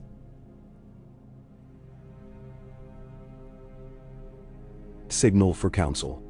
Ned followed Stone Corridor into the Lord Commander's solar, where Bran waited in a massive high-backed chair of weirwood and blackened steel that the Night's Watch carpenters had built after discovering Bran's body ached less in a semi-reclined posture. His face seemed older each day, eyes luminous with distant dreams yet presently focused. Arya perched on windowsill behind him, sharpening needle with rhythmic strokes. Jon sat to Bran's left, wearing simple fur mantle and polished breastplate, bearing silver direwolf above red dragon. Maester Alaris entered last, gray eyebrows raw like frost-blasted sage. He set the cedar chest on the table. My lords, he wheezed. Within lies an artifact dredged from ice-locked wreckage at Hardhome. Woolly mammoth bones littered the deck, entangled with chains forged of something not steel. But this, he opened the lid. This is what chilled my blood. He lifted a fist-sized sphere of translucent material. At first glance, it resembled cloudy quartz, but swirling beneath its surface, writhed blue motes like living snowflakes. Ned leaned closer. Cold radiated from the sphere in palpable waves. Jon's breath puffed visible plumes though the room was warm. A heartstone, Bran whispered. The other's true seed. Arya's whetstone paused mid-stroke. I thought the shard we destroyed fed their magic. It did, Bran said. But this is older, perhaps the original core from which shards were clipped. The tide delivered it south in ages past, and now it surfaces anew. He frowned, then closed eyes briefly. I cannot feel malice inside it, only memory, like winter's echo. Jon reached but stopped short. Is it dangerous? Maester Alaris tucked the sphere back into velvet. Touch at your peril. Proximity dulled the pulse of every living thing aboard our ice cutter. We wore maester chains heated in brazier around our necks to approach it. He produced a leather folio of sketches, runic etchings swirling around the stone, faint shapes reminiscent of the spiral patterns the walkers inscribed in snowfields. I believe this heartstone predates the wall itself, crafted perhaps by children of the forest when they attempted to bind winter. If studied, it may reveal how to shore up the wall permanently, or destroy it unwittingly. His shoulders sagged. I dare not decide alone. Ned rubbed beard. Knowledge is shield and spear both, but we cannot house such peril near fragile men. We move it to Old Town's deepest vault, where archmaesters of glass candles and Valyrian lore can examine under watch. Bran nodded. Ward it with runes carved from weirwood, and set a ring of obsidian dust around its pedestal. Keep living hearts hopeful in its presence, else despair will feed it anew. They agreed. Samwell would escort Sphere south with 20 unsullied, 4 archers, and a sealed writ from Jon to the citadel. Alaris bowed, relieved. After the maester departed, Bran fixed Ned with far-distant gaze. Father, you will meet resistance among the Skagosi when you inspect Manderley docks. They blame mainlanders for arming Ironborn decades ago. Bring stories of the wolf's victory over ice. They respect strength told in legend. And bring honeyed seal jerky. Offerings matter.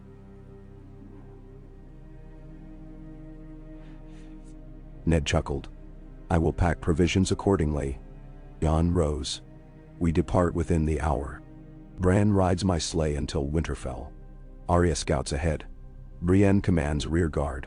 Tormund remains to fortify Eastwatch. He glanced around. When this company returns in autumn, I want fruit trees growing inside castle black courtyards. Let the watch remember seasons beyond snow. Dolorous A.D., standing quietly near door, groaned. Apple blossoms at the end of the world. Whatever next, silk curtains in the privies. Perhaps, Jon replied deadpan. Outside the sky brightened to bone-white shimmer. The column assembled. Kingsguard in white cloaks lined with smoke fur. Night's Watch brothers black on black. Freefolk archers in patchwork hides. And 2 lines of wagon sledges, bearing Bran's chair, medical kits, and surplus dragging glass bound for Winterfell stores. Dairy wolves padded. Ghost ever near Jon, Nymeria weaving through flank ranks with silent authority. Smaller wolves, offspring of pack, trailed behind, smelling adventure. The sight stirred old recollections of Robb's campaign banners mingled with outrider horns, but this host felt different. A quilt of north and south, men and women, soft lords and rough hunters alike. For the first time since Robert's words at a smoky feast long ago, Ned believed truly in a 7 kingdoms bound by purpose deeper than crown. They set out. Ned rode beside Jon at head, Oathkeeper sheathed behind saddle. He wore his old hand's brooch repurposed from jet and bone, though he no longer claimed title, merely symbol of counsel. Jon carried no scepter, only Longclaw across back. Travel south went faster, now that provisions caches dotted roads. Each holdfast offered salted fish, smoked goat, and fermented turnip ale. Nights, they slept in barns warmed by trappers' bricks or in semi-ruined towers the Manderley engineers had roofed with tarred cedar. In one such tower, Ned found wall frescoes of stark direwolves, swirling with Targaryen dragons, newly painted by unknown artist. He stood bathed in torch glow, marveling at how quickly symbols spread. At Mole's Town they encountered the first festival since winter's end.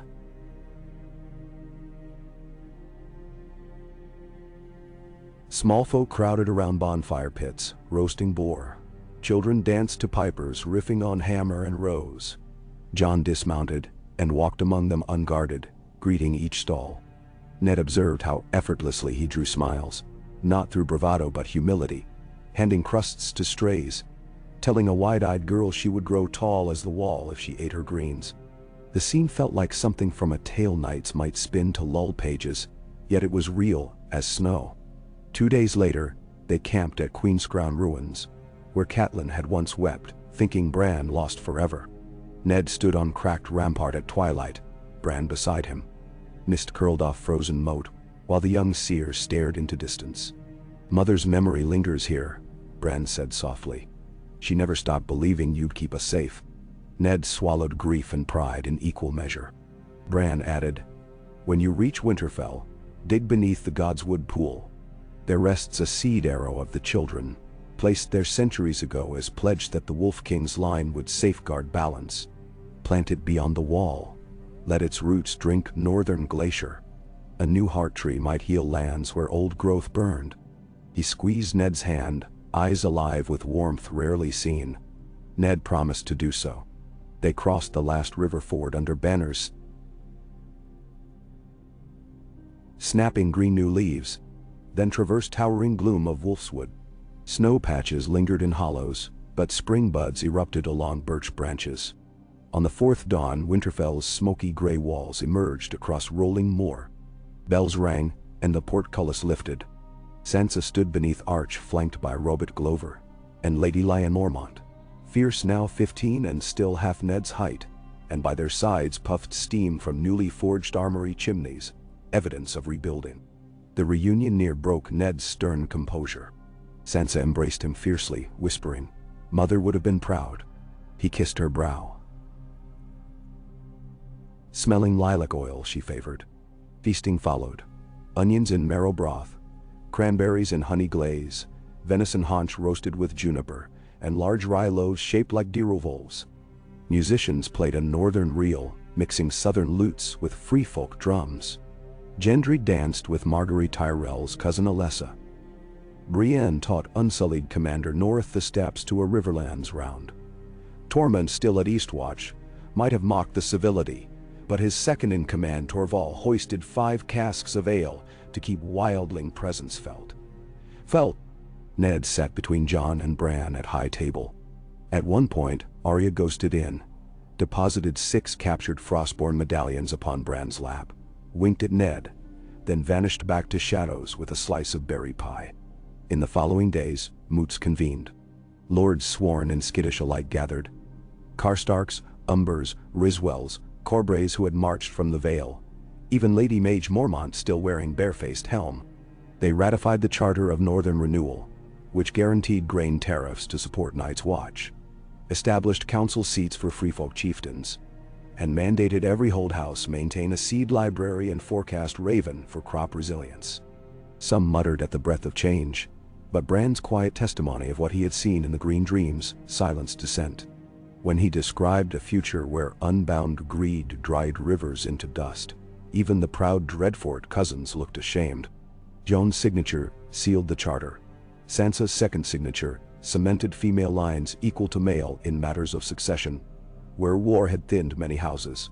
3 nights after finishing the charter, Arya requested Ned meet her beneath Winterfell's heart tree. He found her in moonlit snowmelt, needle at her side, eyes reflective like still water. "I will sail west," she said without preamble. "Beyond maps. The world must be wider than maesters claim, and if secrets sleep, there we should learn before they learn us." "Ben." Ned opened mouth to protest, but he saw in her posture the same unstoppable longing Lyanna once carried when she begged to ride tourney. He exhaled. "Then sail with my blessing. But sail with companions, not ghosts." She smiled faintly. "Gendry thinks ships romantic. I'll take his hammer for ballast." Her solemnity returned. "Promise me you'll watch over Nymeria's pack. Without me they'll wander too close to farmsteads." "Men?" "I promise." He pulled her into embrace richer for its rarity.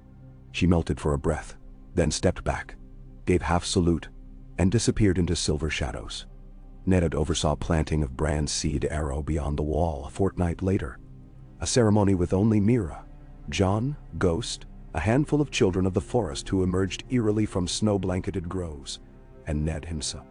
They dug into permafrost until spade rang stone, then nestled arrow, still green though centuries old, into black earth lined with weirwood shavings. The children chanted in flowing tongue like leaves flicking. As they backfilled soil, Ned swore he smelled summer moss. Weeks later, the first scarlet shoot would crest the ground, seen by sworn brothers who bowed before its crimson unfurling. Summer's crest came fast. By mid-moon of the sun's return, flowers carpeted foothills. Letters arrived from the south. Margaery's festival of renewal became annual tradition. Grain prices stabilized. Lookout Tower in Riverlands reported record swallow migrations, sign of healthy harvests. Teco Nestoris wrote of loan repayments arriving ahead of schedule. Even Ironborn raiders approached White Harbor under flag of truce, requesting trade rights for whale oil and copper ore. On the eve of the Midsummer Watchfire, Ned sat atop Winterfell's battlement alone. Warm breeze carried scents of peat and sweetgrass. He gazed over courtyards where children laughed, practicing wooden swords under Gendry's patient tutelage. Farther, he saw Bran's direwolf Summer, found alive beyond the wall and now returned, loping after 2 pups. Sansa's voice rose from Solar Window, reciting grain tallies with Lady Barbary. Jon stood in yard, rolling eyes as Queen's Guard insisted on measuring every spar length. Ned allowed himself deep breath. The weight he had carried since King's Landing Sept, since Robert's Rebellion, since Tower of Joy, every stone in the invisible pack on his shoulders, seemed lighter, not gone but shared. He thought of Catelyn again, of how she would tease him for ignoring the joys of small victories. He vowed silently to cherish them more. Below, horns signaled arrival of guests for watchfire lighting. Maesters in silver, singers from Bravos, even a Leseni merchant rumored to know spice that kept bread soft for months. Miracle for winter rations. Ned descended to greet them, strides long, leg pain dulled by purpose. At twilight, townsfolk and nobles alike gathered at Wolf's Run field outside the castle. A towering pyre of weirwood branches and pine cones waited, ringed by torches. Bran, in carved chair, invoked memory of lives lost to ice and flame, reminded them the fire honored not destruction but light to guide future. Jon raised a brand, but paused, beckoning Ned. Together they touched flame to kindling. Fire roared upward, embers swirling into star-specked sky. Men and women clasped hands. Children shrieked joy. Drummers hammered heartbeat rhythms, dancers spun. Ned watched sparks ascend until they mingled with constellations. For an instant, he saw a direwolf constellation embrace the dragon, tails twined. He knew the shapes were wishful, yet he whispered thanks to the old gods and knew. Long after music faded, he remained by dying embers. Bran wheeled close, face lit amber. "We stand at hinge of ages," Bran said. "Other doors will beckon darkness, but foundation you laid will hold if hearts remember this warmth." Ned nodded, eyes reflecting coal glow. "I sometimes feared I forged chains for my children with each caution, each secret.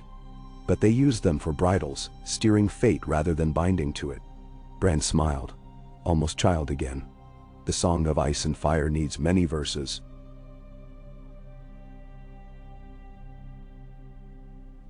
Some lament, some lullaby, some battle cry. You gave it a bridge of hope. Ned laid hand on his son's shoulder. Then let the next singers craft a refrain of peace. He turned toward Castle Silhouette, where lamplight filled windows like constellations in stone. Ghost-pasted gate, waiting. Ned set walking pace, staff tapping gentle cadence. The beat of time passing, of lives rebuilt, of seasons turning toward harvest. In the hush, he heard faint echo of Caitlyn's laugh, Rob's confident shout, Lyanna's daring jest. He carried them within like embers from watchfire, banked but glowing, ready to light dark corners of tomorrow. And tomorrow promised journeys. A voyage west with Arya's ship christened the Summer Wolf. Trade missions to Dorne, delegation to Bravos to oversee Hearthstone study. Marriage feast for Lady Mage's niece to Davos' son in White Harbor. He would attend some. Send blessings to others. But tonight, he would walk Winterfell's ramparts until moon set, counting stars, breathing peace, vigilant yet calm. When last embers crumbled to ash, Ned Stark climbed western parapet and gazed north. The sky there no longer glimmered ominous blue. Instead, it shimmered faint green curtain of aurora. Gentle, distant, like northern lights offering spectacle rather than dread. He smiled. Somewhere beyond the horizon, snow still fell, but its silence no longer boomed with doom. It was merely winter, inevitable yet survivable, to be met by hearths and songs and bonds stronger than ancient ice. Sword in scabbard, heart steady, Ned turned and walked home.